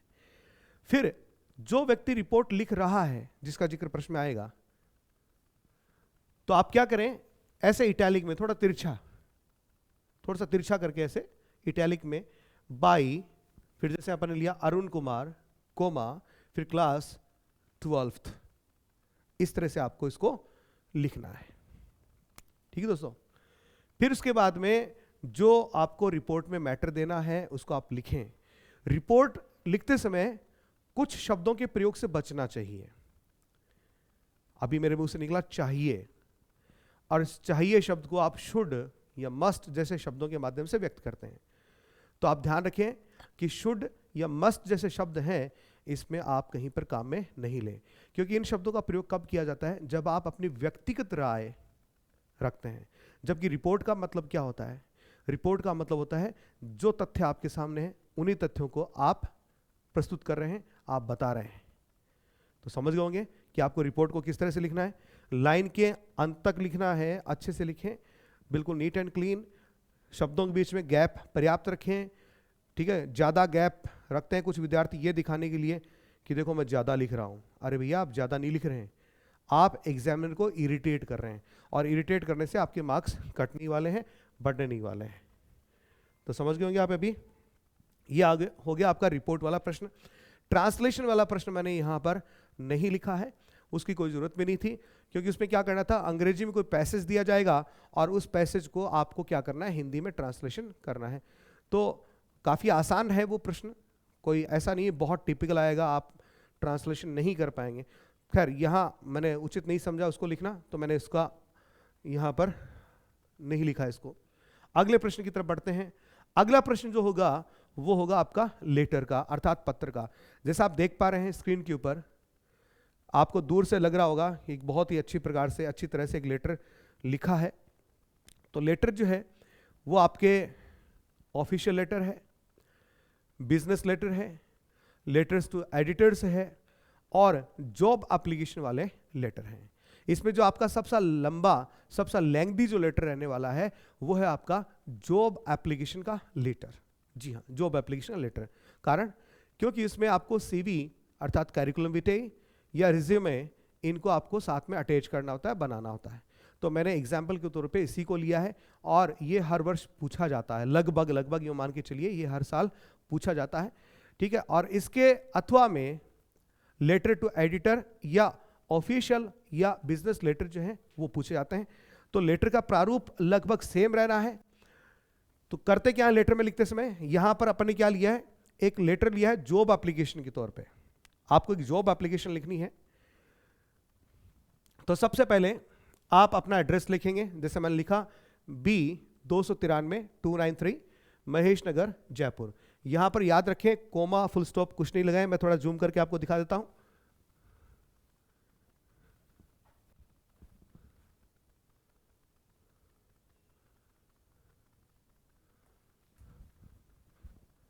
ये देखिएगा, देख पा रहे हैं आप इसमें B293 महेश नगर जयपुर। हमने यहां या फिर यहां कहीं पर भी हमने कोमा नहीं लगाई है। फिर हमने एक लाइन खाली छोड़ी है, आपको भी करना है। फिर उसके बाद में आप डेट लगाएं। डेट लगाने के दो तरीके होते हैं। एक तो पहले आप क्या लिखें, तारीख लिखें, फिर महीना लिखें और फिर साल लिखें। ये हो गया आपका ब्रिटिश स्टाइल का तरीका। दूसरा आप क्या कर सकते हैं, पहले महीने का नाम लिखें, जुलाई 20, फिर 2022, यानी पहले महीना फिर तारीख और फिर साल। ये अमेरिकन स्टाइल है। तो आप अमेरिकन स्टाइल को अवॉइड कीजिए, आप ब्रिटिश स्टाइल को आप फॉलो करेंगे। फिर हमने इसमें आगे लिखा द प्रिंसिपल, एक लाइन खाली छोड़ी हमने। फिर हमने लिखा है द प्रिंसिपल, ओके। फिर जो संस्था है उस संस्था का आप नाम लिख सकते हैं। इसके बाद में फिर आप सब्जेक्ट लिखेंगे।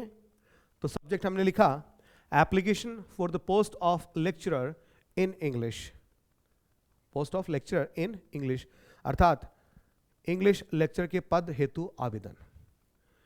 यहां पर एक आपको बात पे ध्यान देना है, जैसे मैंने सब्जेक्ट यहाँ से स्टार्ट किया, तो पहली बात तो आप सब्जेक्ट जैसे आपने ऐसे लगाया, सब्जेक्ट के बाद में आपने डॉट यूज़ किया है, फिर आपने डैश लगाया है, आपका सब्जेक्ट थोड़ा बड़ा निकला, तो अब ये एक इंग्लिश शब्द जो है एक्स्ट्रा बच गया आपके पास।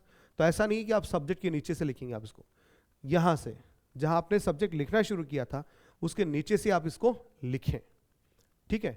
फिर आप एक पंक्ति फिर से खाली छोड़िए, फिर सर या मैडम जो भी संबोधन है उसको आप लिखिए, या सर ऑब्लिक मैडम आप ऐसा भी लिख सकते हैं।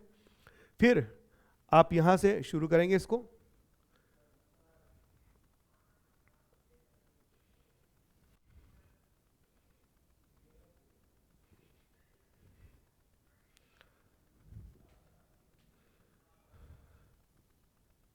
जी दोस्तों, और फिर आप अपनी पूरी बात कहने के बाद में लास्ट में जब आप धन्यवाद देते हैं तो धन्यवाद आप कई तरह से दे सकते हैं। बहुत ही सिंपल सा तरीका होता है, थैंकिंग यू, इस तरह से करके आप लिखते हैं। आप थैंकिंग यू इन एंटिसिपेशन, मैं जूम करके आपको दिखा देता हूं, देख लीजिएगा।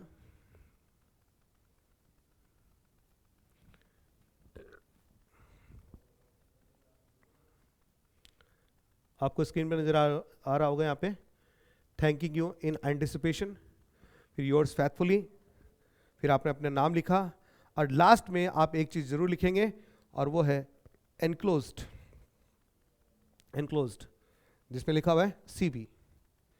अब इसके बाद में आपको क्या करना होता है, अपना सीवी जो है वो बनाना होता है। अब सीवी बनाना यदि आप 4 बार प्रैक्टिस कर लेंगे तो बहुत अच्छा बना पाएंगे आप। कैसे बनाना है देख लीजिए।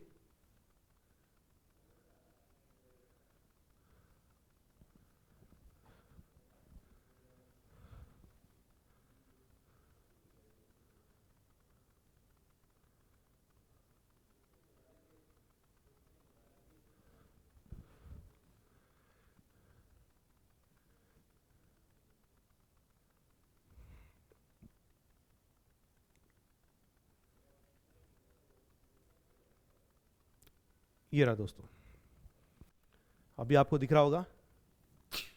अब सीवी में आप गलती क्या करते हैं उसको मैं फटाफट यहां पे बता देता हूं। सबसे पहले आप करिकुलम विटेस का फुल फॉर्म लिखिए, बाएं दाएं बराबर जगह छोड़िए, ब्लैक पेन से इसका टाइटल लगाइए, फिर आप लिखिए नेम, फिर फादर्स नेम, एड्रेस। एड्रेस एक पंक्ति में प्राय नहीं आता है तो 2 पंक्ति आप इसके लिए खाली छोड़ दीजिए। फिर मोबाइल नंबर, ईमेल, आपका ऑब्जेक्टिव अर्थात उद्देश्य क्या है जिंदगी में, इसके लिए आप 2 पंक्तियां छोड़ दीजिए। एजुकेशन, ठीक है, एजुकेशन के लिए कुछ लोग क्या करते हैं, वो बॉक्स बनाते हैं कि फला ईयर में मैंने फला बोर्ड से, ठीक है, फला एग्जाम पास किया, उसमें मेरे इतने मार्क्स थे और इतने परसेंटेज थे। वो आपको नहीं बनाना है।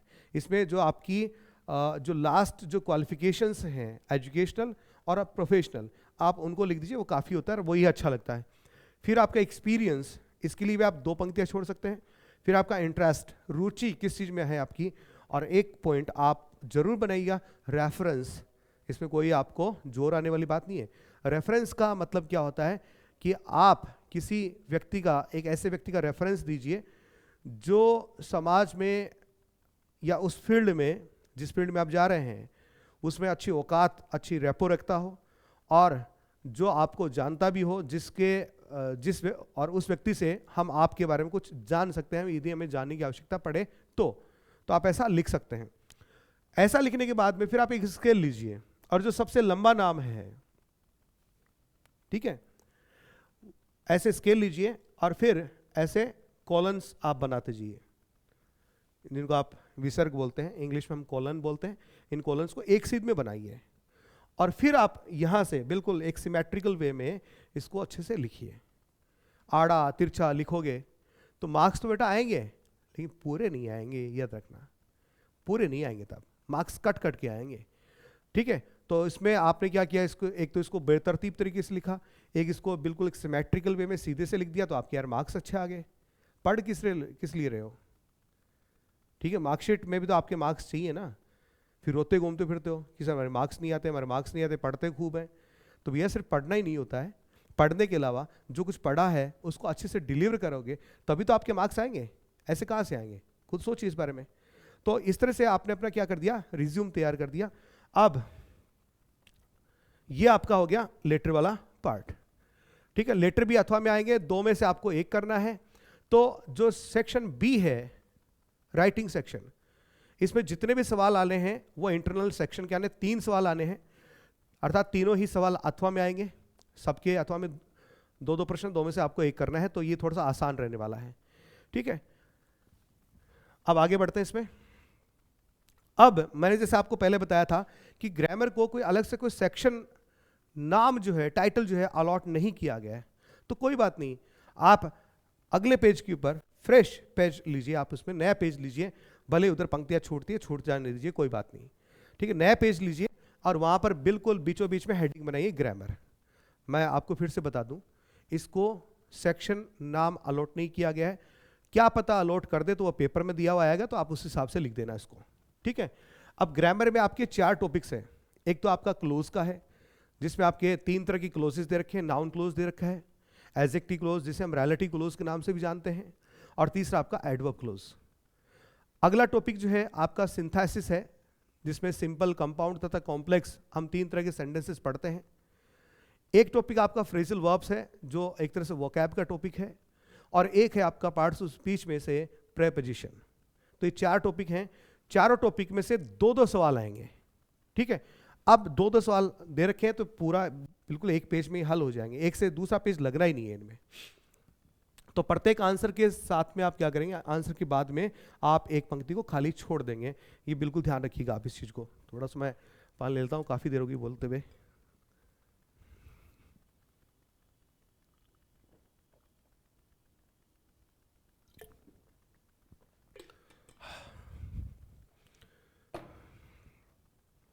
जी दोस्तों, तो इस तरह से आपको इनको हल करना है, ज्यादा कोई इसमें दिक्कत वाली बात नहीं है। अब ग्रामर के बाद में फिर हम बढ़ते हैं सेक्शन सी की तरफ। जी हाँ, सेक्शन कौन सा आएगा इसके बाद में, आपका सेक्शन सी आ जाएगा यहां पे। अब सेक्शन सी जो है उस पे इसका टाइटल है टेक्स्ट बुक। अब आपकी टेक्स्ट बुक कितनी है, 2। पहली तो आपकी फ्लेमिंगो और दूसरी आपकी विस्तास। फ्लेमिंगो और विस्तास, जी हां। अब फ्लेमिंगो जो है ये 14 मार्क्स की है, सॉरी, फ्लेमिंगो जो है उसका जो प्रोज सेक्शन है वो 14 मार्क्स का है, और फ्लेमिंगो का जो पोइट्री सेक्शन है वो भी आपका 14 मार्क्स का है। यानी कुल मिलाकर के फ्लेमिंगो जो बुक है वो आपके 28 मार्क्स, अरे भैया 28 नंबर कवर करती है।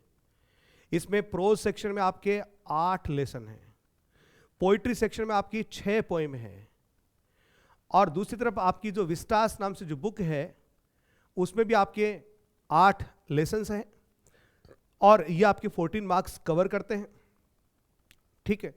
अब इनमें प्रश्न किस तरह से आने हैं वो थोड़ा आप देख लीजिएगा। पहले फ्लेमिंगो का प्रोज सेक्शन जो है वो आएगा, तो पहले आप हेडिंग लगाएंगे ऊपर सेक्शन सी टेक्स्ट बुक। यदि आप चाहें, इफ यू वांट, और यदि आप ऐसा कर सकते हैं तो आप लिख सकते हैं यहां पे सेक्शन सी टेक्स्ट बुक, फिर एक लाइन खाली छोड़िए, फिर नीचे लिख दीजिएगा Flamingo prose section, prose part, बिल्कुल शीर्षक की तरह से आप चाहें तो ऐसा लिख सकते हैं, तो काफी इंप्रेसिव हो जाएगा।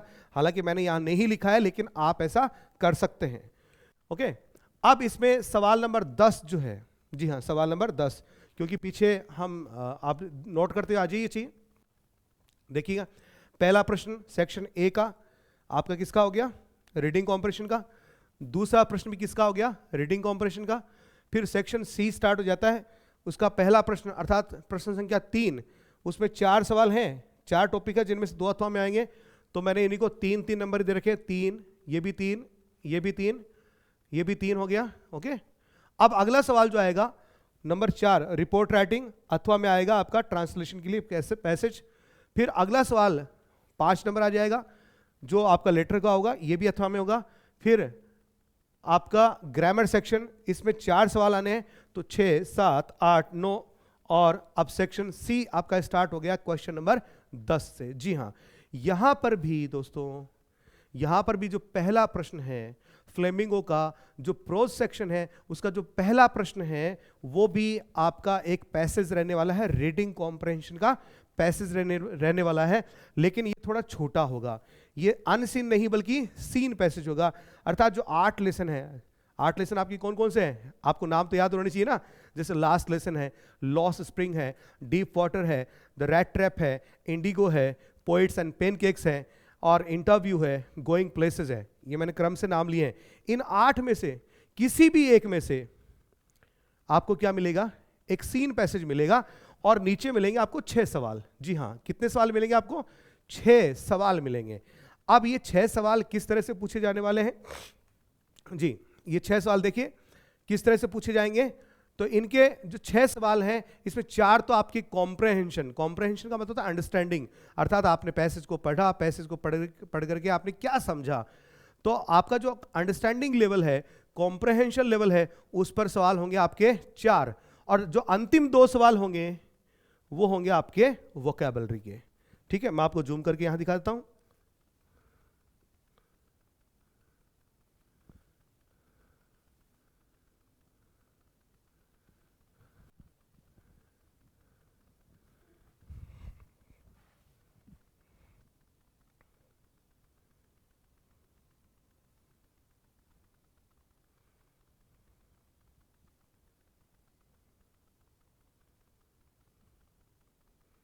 ये लीजिए, तो इसको सोल्व करने का, हल करने का तरीका वही है जैसा आपने अनसीन पैसेज को हल किया था।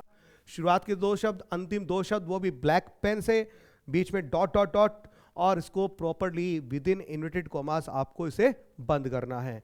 ठीक है, और फिर अपने प्रत्येक प्रश्न के उत्तर के पश्चात आपको एक एक लाइन खाली छोड़नी है। ये अंतिम 2 प्रश्न हो गए आपके वोकैबुलरी के, जिसमें आपका एक सवाल होगा सिनोनिम का। सिनोनिम का मतलब हो गया सिमिलर वर्ड अर्थात पर्यायवाची, और दूसरा होगा आपका एंटोनिम का अर्थात ऑपोजिट वर्ड अर्थात विलोम शब्द। ओके दोस्तों, ठीक है, तो इस प्रकार से आपका क्या रहेगा, ये सीन पैसेज का सवाल रहेगा। फिर इसके बाद में अगला जो सवाल होगा अर्थात क्वेश्चन नंबर 11 आपके पेपर में। ध्यान दीजिएगा, पिछली बार पेपर आपका छोटा था, टाइमिंग उसमें कम थी, सिलेबस में थोड़ा सा कट शॉर्ट किया गया था। अब क्या पूरा सिलेबस आ रहा है और अलग तरीके से सवाल आ रहे हैं, पैटर्न भी अलग आ रहा है, ब्लूप्रिंट अलग है, और उसी सेम ब्लूप्रिंट के ऊपर मैंने इसको तैयार किया है। ठीक है, तो इसको गौर कर लीजिएगा। क्वेश्चन नंबर 11, अब क्वेश्चन नंबर 11 जो है इसमें 2 सवाल होंगे 80 to 100 वर्ड्स वाले, 80 से 100 शब्दों वाले सवाल होंगे। तो निश्चित रूप से इसका मतलब यह हुआ कि आपका सवाल जो थोड़ा बड़ा है, निबंधात्मक प्रश्न आप इसको कह सकते हैं। तो शब्द सीमा क्या रहेगी, 80 से लेके 100 शब्द रहेंगे। मार्क्स इसमें 4 होंगे, 4 नंबर का ये प्रश्न होगा, लॉन्ग आंसर टाइप क्वेश्चन होगा। ठीक है, 2 सवाल आएंगे, 2 में से 1 करना है। 2 में से क्या करना है जी, 1 करना है। पहला सवाल किसका था, पैसेज का था। नंबर कितने गए, 14 में से कितने चले गए, 6।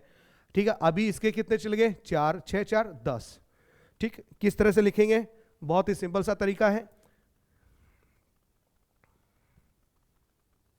ये रहा क्वेश्चन नंबर 11 जो प्रश्न पूछा गया है। ठीक है, उसका आपको इस तरह से जवाब यहां पे लिखना है। कर्सिव हैंडराइटिंग को थोड़ा सा अवॉइड कीजिए, अच्छे से आप लिख पाएंगे। विश्वास रखिए आप अपने आप के ऊपर कि इस प्रकार से लिखेंगे तो मार्क्स बिल्कुल ही बढ़ करके आएंगे। ठीक है, ध्यान दीजिएगा इस बात पे। अब क्वेश्चन नंबर 12 जो है उसमें आपके 3 या 4 सवाल होंगे। उन 3 या 4 सवाल में से सिर्फ आपको 2 प्रश्न करने हैं। शब्द सीमा जो है 20 से 30 प्रश्नों की होगी, सॉरी 20 से 30 शब्दों की होगी। 2 प्रश्न करने हैं, एक प्रश्न 2 अंक का होगा यानी 4। तो इस तरह से फ्लेमिंगो का जो आपका प्रो सेक्शन है वो कंप्लीट होता है। तो यहां पर मैंने क्रम संख्या लिख रखी है इनकी, ये रहा। फिर इसके बाद में आपका जो फ्लेमिंगो का जो पोइट्री सेक्शन है, जी हाँ पोइट्री सेक्शन है, और इस पोइट्री सेक्शन में आपकी 6 पोएम्स हैं। मैं नाम ले लेता हूं बारी बारी, आपको भी नाम याद रहना चाहिए, सिलेबस आपको याद रहना चाहिए। पहली जो आपकी पोएम है वो है कमला दास की माई मदर एट 66। दूसरा जो पोएम है स्टीफन स्पेंडर की है, an elementary school classroom in slum. और तीसरा चिली का एक राइटर है जिसको नोबेल पुरस्कार भी मिला था, पाब्लो नेरूदा, कीपिंग क्वाइट ये टाइटल है। फिर अगली जो पोएम होगी आपकी जॉन कीट्स की अ थिंग ऑफ ब्यूटी है। फिर अमेरिकन पोइट रॉबर्ट फ्रॉस्ट है, उनकी अ रोड साइड स्टैंड है। फिर एड्रियन रिच, उनकी पोएम है आंट जेनिफर्स टाइगर्स। इस तरह से आपकी कुल मिलाकर के 6 पोएम दे रखी हैं। ठीक है, इनमें से एक पोएम जो है उसका आपको एक्सप्लेनेशन करना है। अब यह भी हो सकता है कि 2 पोएम दे दे, 2 में से आपको क्या करना है, एक को एक्सप्लेन करना है, एक्सप्लेनेशन पार्ट उसका लिखना है। तो सीधा कोई पोएम का टाइटल वैसे नहीं देगा, वो पंक्तियां देगा। ठीक है, पंक्तियां होंगी पोएम की, तो आपको उनको आइडेंटिफाई करना है और उसकी एक्सप्लेनेशन। तो एक्सप्लेनेशन कैसे लिखें, अपने पास जो तरीका है बहुत ही नायाब तरीका है, उस तरीके को यदि आप यूज करते हैं तो ये 6 नंबर का सवाल है, याद रखिएगा 6 नंबर का, 6 में से आपके 6 आएंगे। अगला आपका एग्जामिनर इतना खुश हो जाएगा, वो सोचेगा कि यार 6 क्यों, काश मैं इसको 7 दे पाता, 8 दे पाता। आप इतना अच्छा इसमें लिख सकते हैं। ठीक है, तो देखिएगा यहां पे मैं इसको थोड़ा सा जूम मोड पे ले आता हूं।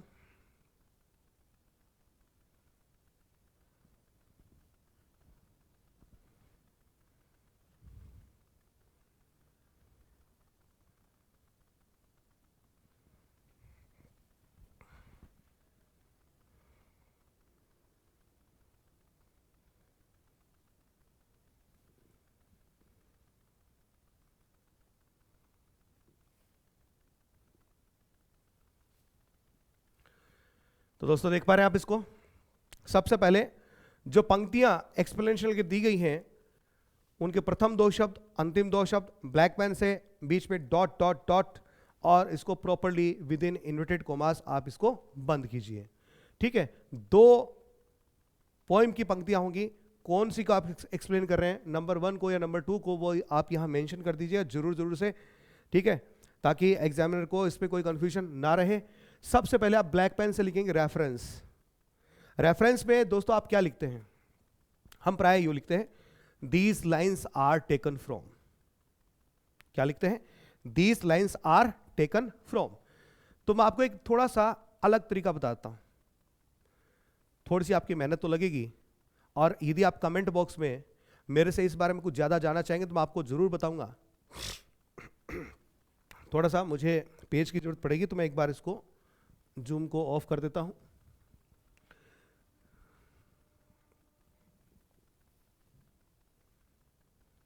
ये जो दीज लाइंस लिखते हैं आप क्या कीजिए, पोएम को पढ़ करके, उस पोएम की थीम को जान करके, वो पंक्तियां कैसी हैं उन पंक्तियों को जान लीजिए।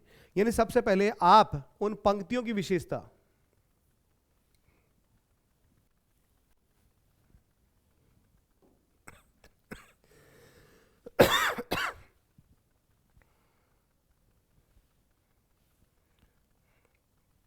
सबसे पहले पंक्तियों की विशेषता वो जरूर आप नोट कर लीजिए। जैसे अभी मैंने कमला दास की जो पोएम है माई मदर एट 66 उसको चुना है। अब कमला दास क्या कर रही है, अपने मां के घर से कोचिन एयरपोर्ट जा रही है, गाड़ी में, कार में है, मां बगल में गाड़ी में बैठी ऊँग रही है, अर्थात उनको नींद आ रही है, मुंह खुला हुआ है। 66 एज है उनकी, यानी बूढ़ी औरत है। तो उनको देख करके कमला दास के मन में ख्याल आता है कि मेरी माँ की स्किन जो है, उसका चेहरा जो है इस तरह से लग रहा है जैसे कोई मरा हुआ व्यक्ति हो। ऐसे मन में ख्याल आते हैं कि कोई दिन तो ऐसा भी आएगा जब मेरी माँ मर जाएगी। तो ये ख्याल आती है, थोड़ी सी क्या हो जाती है, इमोशनल। तो पूरी पोएम जो है उसमें करुणा यानी यस और इमोशंस, ये 2 भाव जो हैं भरे पड़े। तो आप क्या लिख सकते हैं, जैसा मैंने लिखा है these emotional and pathetic lines. मन क्या लिखा है, these emotional and pathetic lines. तो ये पूरी जो पोएम है उनकी विशेषता है। अब आप जॉन कीट्स की बात करोगे तो जॉन कीट्स जो है बिल्कुल एक सिंबॉलिक तरीके से बात करता है, फिलोसॉफिकल बात करता है, तो आप वहां कह सकते हैं these philosophical and symbolic lines. ऐसा करने से क्या होगा, आपका जो ओपनिंग है अर्थात रेफरेंस जो है काफी दमदार हो जाएगा, और इससे आपकी औकात का पता चलेगा आपके एग्जामिनर को कि भैया जिस स्टूडेंट की मैं कॉपी चेक करने वाला हूं दमदार स्टूडेंट है, इसके मार्क्स मुझे नहीं काटने चाहिए। ठीक है, नहीं तो क्या होगा, राजस्थान के लगभग स्टूडेंट क्या लिख करके आते हैं, दीज लाइंस, अरे दीज लाइंस से थोड़ा सा और आगे बढ़ जाते हैं वो, दीज ब्यूटीफुल लाइंस, बस वो इतना लिख देते हैं। तो आप थोड़ा सा एक कदम नहीं 4 कदम आगे चलिए। जी हाँ, मैंने कहा था ना आपको 4 बार प्रैक्टिस करनी है, तो एक बार प्रैक्टिस करने से आप एक कदम आगे बढ़ जाएंगे। तो आप 4 कदम यानी 4 बार प्रैक्टिस करेंगे खाली पेज में लेकर के, तो आप 4 कदम दुनिया से आगे हो जाएंगे। तो आपने सबसे पहले रेफरेंस में जो पंक्तियां हैं उस पंक्तियों की विशेषता नोट कर लीजिए। फिर दूसरा, जो आपका पोएट है अर्थात कवि है, उस कवि की विशेषता क्या है वो आप जरूर लिख दीजिए। जैसे ये जो पोएम है किसने लिखी, कमला दास ने। अब कमला दास का मतलब, कमला दास इंडिया की है यानी इंडो, इंग्लिश भाषा में लिख रही है यानी एंग्लियन, तो ये कौन सी राइटर कही जा सकती है, इंडो एंग्लियन राइटर कही जा सकती है। साथ ही साथ में यदि आप इस पोएम को जो पढ़े थे तो पढ़ते समय जो इसका आपने इंट्रोडक्शन देखा तो उसमें आपको एक शब्द जरूर मिला होगा, फेमिनिस्ट पोइट हैं अर्थात महिलावादी कवियत्री हैं। तो हमने क्या लिख दिया, कमला दास को क्या लिखा, N Indo Anglian feminist poet, poet's. तो पूरा हमारा रेफरेंस देखिए कैसे तैयार हुआ। These emotional and pathetic lines have been extracted from the poem My Mother at 66, composed by Kamla Das, an Indo-Anglian feminist poetess. Flat, आपका एग्जामिनर वहीं पे फ्लैट कि यार क्या स्टूडेंट मिला है जिसकी मैं कॉपी चेक कर रहा हूं, इतना शानदार स्टूडेंट। ठीक है, वो तो खुद सोच रहे हो यार काश मैं भी ऐसा लिख पाता। तो आप तो अपने टीचर से भी आगे निकल जाओगे यार। ठीक, अब देखिए यहां पे रेफरेंस में एक चीज और, आप जब पोएम का नाम लिखते हैं तो पोएम को भी ब्लैक पेन से उसका नाम लिख दीजिए रेफरेंस में, और with in single inverted commas लिखिए, बहुत खूबसूरत नजर आएगा जैसा कि आप यहां देख पा रहे हैं।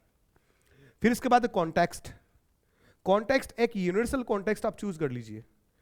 आप अपनी जो बुक है फ्लेमिंगो, उसे पोएट्री सेक्शन में जाएंगे तो जहां पोएट के बारे में लिखा हुआ है तो नीचे नीचे कुछ पंक्तियां हैं, वो पंक्तियां एक तरह से क्या हैं, वो एक तरह से उस पोएम का सारांश है, एसेंस है। तो यहां उस एसेंस को आप कॉन्टेक्स्ट के तौर पे काम में ले सकते हैं, और इसको आप लर्न करते तो आपको 3 फायदे होंगे। पहला, एक तो आपने कॉन्टेक्स्ट में काम में ले लिया। दूसरा, मान लो उसी पोएम का सेंट्रल थॉट पूछ लिया तो आप इसको लिख सकते हो।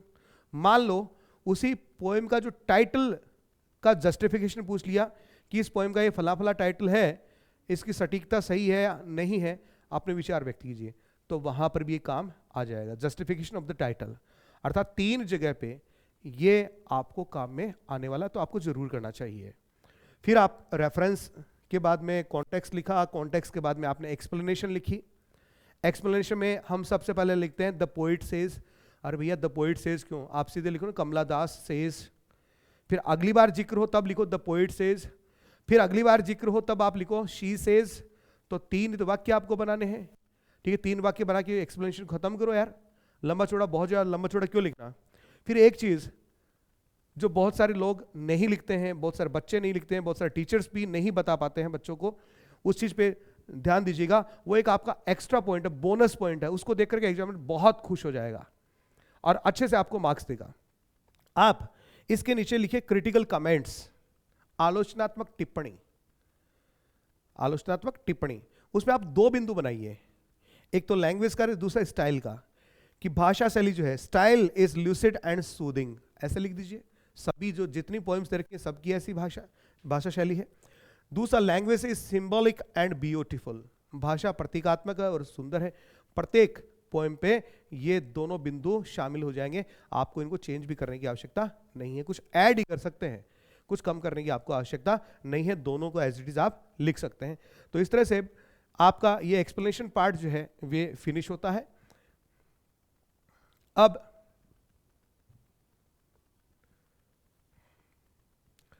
एक्सप्लेनेशन पार्ट के बाद में, हाँ जी थोड़ा सा पानी ले लेता हूं मैं, काफी टाइम हो गया अभी बोलते हुए।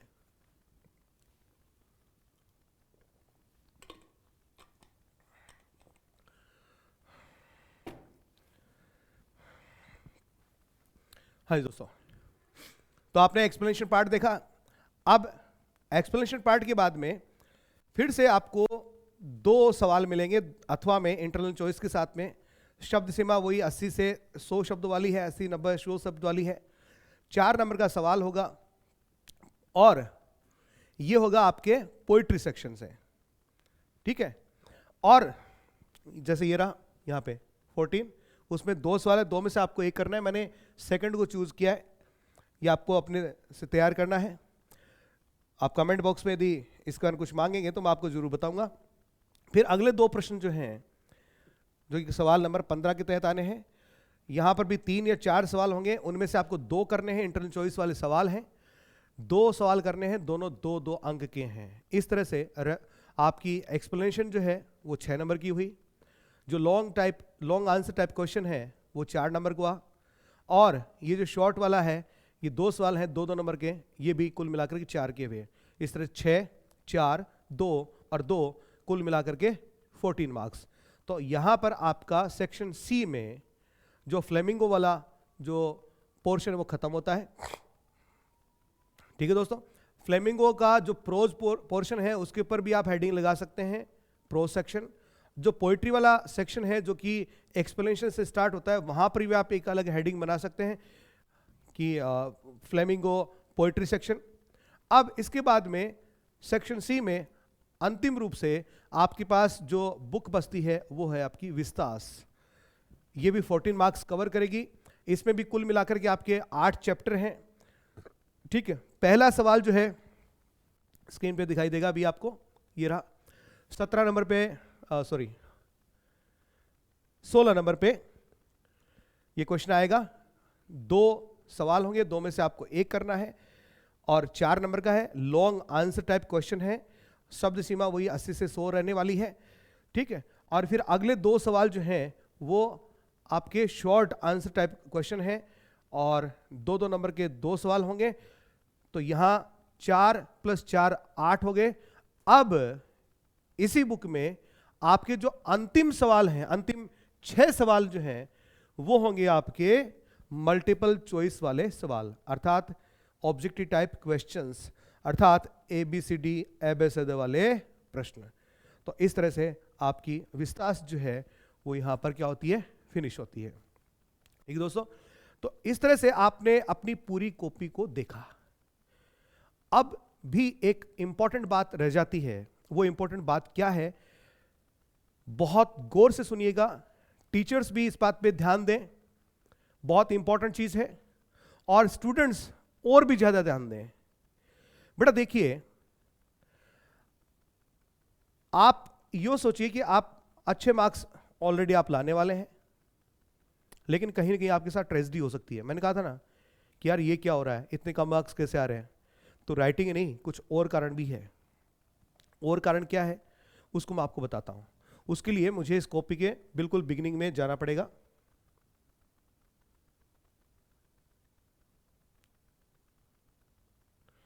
ये हम यहां पे बिगिनिंग में पहुंच गए। मैं जो बात बताऊंगा उस पर गौर कीजिएगा, एक बार आप बहुत ध्यान से सुनिएगा। बात बेटा कुछ यूं है, ये सेक्शन ए आप सबसे पहले करते हैं। सेक्शन ए में 2 सवाल आते हैं, दोनों ही आपके रीडिंग कॉम्प्रिहेंशन के सवाल हैं। जो पहला सवाल है उसमें क्वेश्चंस की संख्या कितनी है, 9 है। इन 9 में 6 आपके कॉम्प्रिहेंशन के सवाल हैं, 3 आपके वोकेबलरी के सवाल हैं।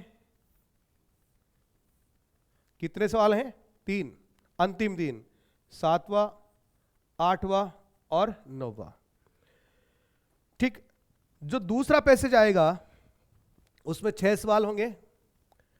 कितने सवाल होंगे, 6। इन 6 में से 4 आपके कॉम्प्रिहेंशन के होंगे और 2 सवाल आपके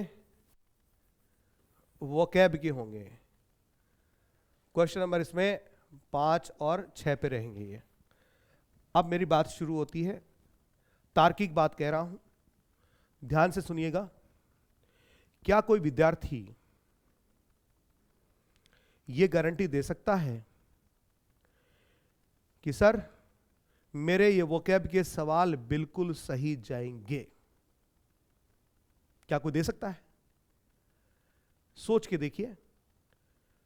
बाकी मेरा जवाब तो आपको पता है कि नहीं, कि कोई भी विद्यार्थी इस तरह से नहीं कह सकता। हां, को ऑलरेडी बहुत तगड़ी मेहनत करके बहुत शानदार जम गए, वो दे सकते। लेकिन यदि आपके प्रश्न गलत चले जाते हैं, ऐसा सोचिए, ये पहला सवाल था आपका, ये रहे आपके 9 सवाल। मान लीजिए ये प्रश्न आपका गलत, ये प्रश्न आपका गलत, ठीक है, चलो ये सही आ गया, ऐसे मान लो ये सही आ गया, 3 में से 2 गलत हो गए। अब क्या होगा? एग्जामिनर आपके बारे में क्या सोचेगा? वो देखेगा यार बच्चे की हैंडराइटिंग ठीक है, ओके है, अच्छा लिख रहा है, लेकिन वो मजा नहीं आया। क्या नहीं आया? मजा नहीं आया। किसकी वजह से? ये जो 2 क्रॉस लगे हुए ना, इसकी वजह से। अब एग्जामिनर की सोच जो है आपके बारे में थोड़ी सी क्या हो गई है? नेगेटिव हो गई है। अब उस मानसिकता के साथ में वो अगले प्रश्न में जाएगा। अगले प्रश्न में देखा उसने,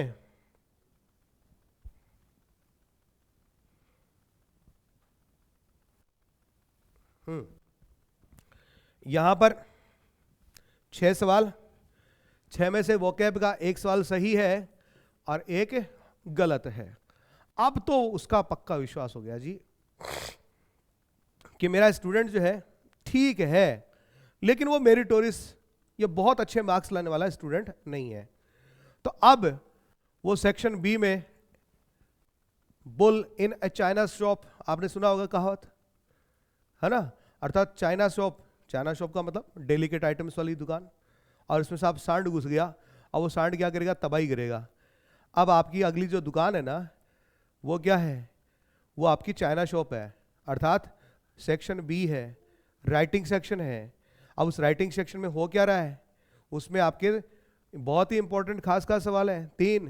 पहला सवाल नोटिस, ठीक है, मार्क्स 4 का। दूसरा रिपोर्ट कितने नंबर की? 5 की। तीसरा लेटर कितने नंबर का? 6। टोटल मिला करके काउंट कर लो, ठीक है। तो अब वहां पर वो तबाही मचाएगा भाई, वहां पर मार्क्स काटना शुरू करेगा। अब फिर आपको नोटिस में पूरे से पूरे देगा क्या? वो नहीं, काट लेगा एक आध, ठीक। अगला सवाल रिपोर्ट राइटिंग, उसमें भी काट लेगा। लेटर राइटिंग, उसमें भी काट लेगा, ठीक। फिर ग्रामर, ग्रामर तो गणित के जैसा है, तो उसमें तो नहीं काटेगा, मान लो आपके सारे सही है तो। लेकिन वहां पर भी यदि आपका एक आध सवाल गलत हो गया ना, तब तो आगे तो फिर वो महाराणा प्रताप बन के पूरी तबाही मचाएगा, समझे? तो अब आगे पहुंचोगे सेक्शन सी में, वहां उसके हाथ किसने पकड़े भी? वहां पर धीरे धीरे मार्क्स काटता जाएगा। अब सेक्शन सी कितना नंबर का है? 42, 42। फ्लेमिंगो अकेले 28 नंबर, विस्तास अकेले 14 नंबर। अब सोचो जरा क्या होगा। अब वहां से जब ये मारकाट मचाता हुआ विस्तास के एंड में पहुंचेगा, तब तुम्हारे नंबरों के हाल क्या होंगे? सोच लो जरा। तो इसका सॉल्यूशन है क्या कोई? बिल्कुल है एक सॉल्यूशन। सॉल्यूशन बेटा ये है कि आपको लगता हो, पहले आप पेपर तो पढ़ लीजिए, और लगता हो कि मैं वोकैब वाले प्रश्न जो है सही ढंग से नहीं कर पाऊंगा, या मुझे विश्वास नहीं है कि मैं जिन आंसर्स को चूज कर रहा हूं वो सही है या गलत है। विश्वास है, बिल्कुल पक्का यही जवाब है, तब तो सेक्शन ए को पहले कर दीजिए। नहीं, आप सेक्शन ए को उठा के लास्ट में टिकाइए। कहां टिकाइए बेटा? लास्ट में। और फिर पहले सेक्शन बी कर लीजिए, आपकी पावर है, आपकी ताकत है वो तो। फिर सेक्शन सी कर लीजिए, फिर सेक्शन ए करिए। पहले कौन सा किया आपने? बी, फिर सी, फिर ए। फायदा यह है सेक्शन बी जो आपकी ताकत है, जान है, वहां अच्छे से किया आपने। इसका मतलब ये नहीं कि आप सी पहले नहीं कर सकते, सी को पहले कर सकते हो, ओके। तो वहां अच्छा किया, फिर बुक वाले में अच्छा किया, फिर आप सेक्शन ए में पहुंचे। अब आपके वोकैब वाले प्रश्न अभी मान लो गलत है, कोई बात नहीं, एग्जाम वहां काट कूट के अब आगे किस में काटेगा, ये तो अंतिम सवाल कर दिया अपन ने, समझ गए। तो अब वो नेगेटिव मानसिकता जिसका फर्क उसे पड़ सकता था, उससे आपने अपने आप को बचा लिया। तो रीडिंग कॉम्प्रहेंशन के सवालों को हल्के में मत लीजिएगा, उनको अच्छे से देख लीजिएगा, उनके वोकैब वाले प्रश्न हैं उनको अच्छे से देख लीजिएगा, उन पे यदि आपका पूरा एतबार हो, पूरा भरोसा हो, पूरा विश्वास हो, तो आप सेक्शन ए को पहले कीजिए। अदरवाइज पहले आप क्या करेंगे, सेक्शन बी, फिर सी और फिर ए, और इससे आपके मार्क्स नहीं कटेंगे, मैं आपको पहले बता दूं, इससे आपके नंबर जो है नहीं कटते हैं, ठीक है। Section A, section B, section C, इस क्रम में तभी करना है जब आपके रीडिंग कॉम्प्रहेंशन वाले सवाल क्या हो, बिल्कुल लगता हो आपको सही हो, तभी आपको करने हैं, ठीक है दोस्तों। तो अभी वीडियो में अभी भी कुछ बचा हुआ है, कुछ इंपॉर्टेंट जानकारी आपके लिए है। यहां पे क्या है अभी मैं आपको बताता हूं।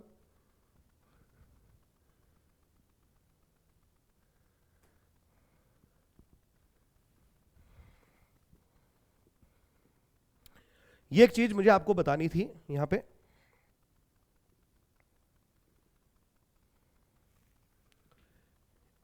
एक सेकंड, आप थोड़ा सा टेक्निकल इशू रहेगा यहां पे जी, यहां पे ओके। देखिए बेटा, यहां पे मैंने प्रश्न का उत्तर लिखा, मेरे से कुछ लिखने में चूक हो गई, गलती हो गई, मिस्टेक हो गई। अब मिस्टेक हुई तो मैंने दो प्रकार से उन मिस्टेक्स को काट रखा है। ये वाला जो तरीका है,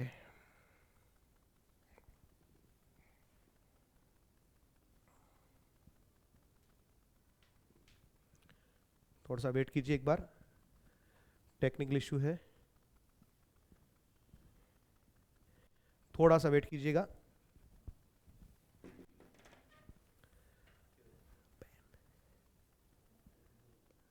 हाँ, वो स्लाइड ही चेंज होगी।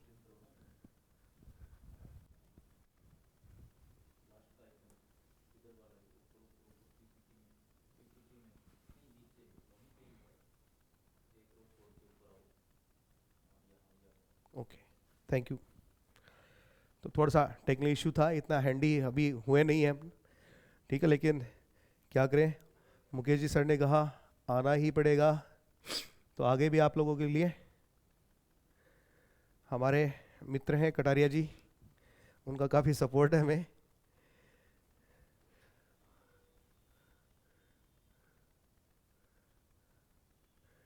जी दोस्तों, हाँ, तो अभी आप ये देख पा रहे हैं, यहाँ पे साफ साफ दिख रहा होगा कि हमने इसको दो तरह से काटा है, एक बॉक्स में ऐसे बंद करके और दूसरा इस तरह से।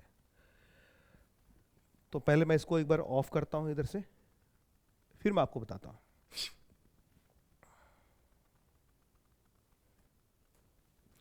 मान लीजिए कोई शब्द आप लिख रहे थे,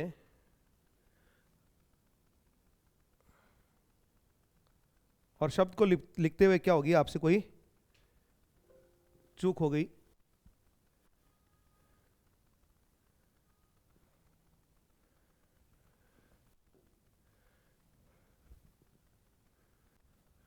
जी,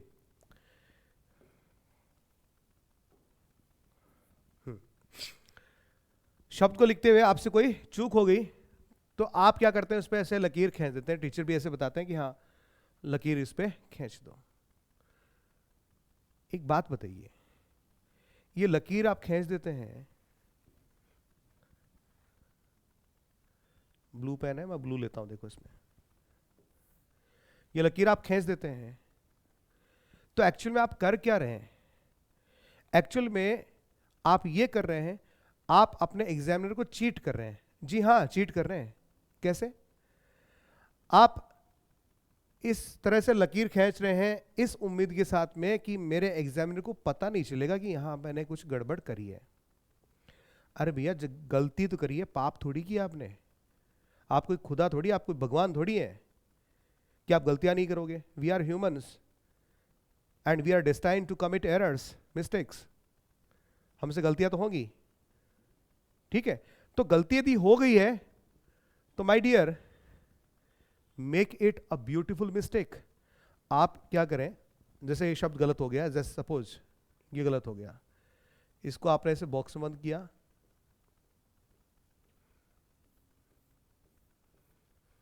और इस तरह से इसको काट दिया। देख लीजिए यहां पे,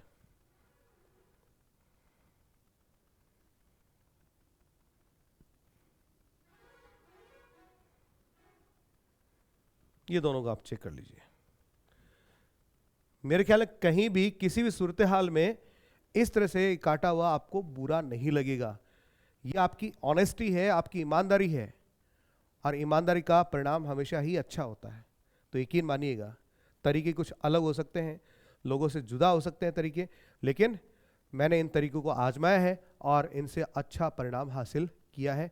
और मैंने ही नहीं, मेरे बहुत सारे स्टूडेंट्स ने शानदार रिजल्ट दिया है पिछले 20 सालों से। तो दोस्तों, आज का जो वीडियो था ये इस विषय पे था कि बोर्ड की कॉपी जो है इंग्लिश की, उसमें कोई स्टूडेंट किस तरह से काम करे कि उसके पूरे में से पूरे मार्क्स आने के चांसेस बढ़ जाएं। इस विषय पे आज का ये वीडियो था। इस वीडियो की मैं पीडीएफ कॉपी जो है यहाँ नीचे डिस्क्रिप्शन बॉक्स में, वहाँ पर मैं अपने टेलीग्राम चैनल का लिंक दूंगा। उस टेलीग्राम चैनल पे आपको इसकी पीडीएफ मिल जाएगी। पीडीएफ में आप में क्या मिलेगा, ये पूरी की पूरी आइडियल आंसर कॉपी, जो आपको ये सिखाती है कि पहले प्रश्न से लेकर के अंतिम प्रश्न तक आप किस प्रकार से अपने आंसर्स को लिखें, सुंदर तरीके से प्रेजेंट करें, जिससे आपके मार्क्स जो हैं बहुत शानदार आए। पहला तो ये। दूसरा, प्रैक्टिस के लिए मैं एक खाली पेज जो है उसकी कॉपी जो है वो भी साथ में डाल रहा हूं। आपको करना क्या है, आपको सिर्फ उस खाली पेज को और ये कॉपी को, उसका प्रिंट लेना है, डाउनलोड कर लीजिएगा, वहां से प्रिंट ले लीजिएगा, और खाली पेज के अंदर उसका 50-60 कॉपी कर लीजिए, और खाली पेज के अंदर आप लगभग 4 बार, कम से कम मेरे कहने से कम 4 बार आप प्रैक्टिस कर लीजिए, तो आपको आदत पड़ जाएगी। एक तो बोर्ड की कॉपी की आदत पड़ गई, दूसरी आप अपनी हैंड राइटिंग में थोड़ा सा काम कर लीजिए, अभी वक्त है आपके पास, ठीक है। जेल पेन आप ले आइए, जेल पेन से काम कीजिए, हैंड राइटिंग में थोड़ा सा बदलाव करके देखिए। और दोस्तों, आपको लगे कि यार अशोक सर से मेरे को कॉपी चेक करवानी है, तो आप मेरे को कमेंट बॉक्स में उसको आप क्या कर सकते हैं, कॉपी को सेंड कर सकते हैं, ठीक है। मेरे कॉन्टैक्ट नंबर पे भी आप उसको सेंड कर सकते हैं। वादा करता हूं उस कॉपी को पूरा चेक करके, और जो भी इसमें सुधार मैं कर पाऊंगा उसको मैं करके आपको वापस सेंड करूंगा, ठीक है। तो अंत तक इस वीडियो को देखने के लिए बहुत बहुत धन्यवाद आपका। और एक बार फिर से मैं आप सभी को शुभकामनाएं प्रेषित करता हूं कि आप बोर्ड एग्जाम में बहुत अच्छा करें। और आगे के लिए सूचना अनाउंसमेंट मैं पहले कर देता हूं, इसी रविवार को अपना वीडियो आएगा कक्षा 10 के ऊपर, सेम इसी पैटर्न के ऊपर। कक्षा 10 के विद्यार्थी जो हैं वो ज़्यादा से ज़्यादा मार्क्स कैसे हासिल कर पाएं, इसके ऊपर एक वीडियो आएगा। और यदि आप लोग चाहेंगे तो फिर कक्षा 10 और कक्षा 12 उसके जो इंपॉर्टेंट जो क्वेश्चंस हैं वो भी मैं आपको एक छोटा वीडियो बना करके उसमें आपको दे दूंगा। तो ये सारी बातें मैंने आपको बताई हैं, इन पे आप गौर कीजिएगा। और मेरे साथी टीचर्स जो इस वीडियो को देख रहे हैं, वो अपने सभी विद्यार्थियों तक और अपने और भी साथियों तक इस वीडियो को पहुंचाने का कष्ट करें, आपसे यही प्रार्थना है। और मेरे चैनल को लाइक सब्सक्राइब जरूर करें, और जो बेल आइकन है उसको भी प्रेस करें, ताकि इसी तरह के और जो वीडियोस मैं लेकर के आ रहा हूं उनकी नोटिफिकेशन जो है वो आपको मिलते रहें। और यदि आप स्टूडेंट हैं, इस वीडियो को देखने वाले यदि स्टूडेंट हैं, तो फिर आप उस वीडियो को अपने साथियों तक जरूर शेयर करें। अभी आप 2-2.5 घंटे का जो वीडियो है उसके लिए आप वक्त निकाल लीजिए, अभी आपको बहुत ज़्यादा फायदा देने वाला है। और मेरे तमाम साथी शिक्षक लोग जो हैं उनको मैं यही कहूँगा कि इस वीडियो को आप ज़्यादा से ज़्यादा शेयर कीजिए, करवाइए, अपने सोशल मीडिया अकाउंट्स पे भी आप उसको शेयर कीजिए, और ज़्यादा से ज़्यादा फ़ायदा जो है हमारे बच्चों को मिले, ऐसा मैं चाहूँगा। तो आज की इस वीडियो में इतना ही, और अंत तक बने रहने के लिए बहुत बहुत आपका धन्यवाद। मैं अशोक जांगेड़ अब आपसे विदा लेता हूं। Thank you.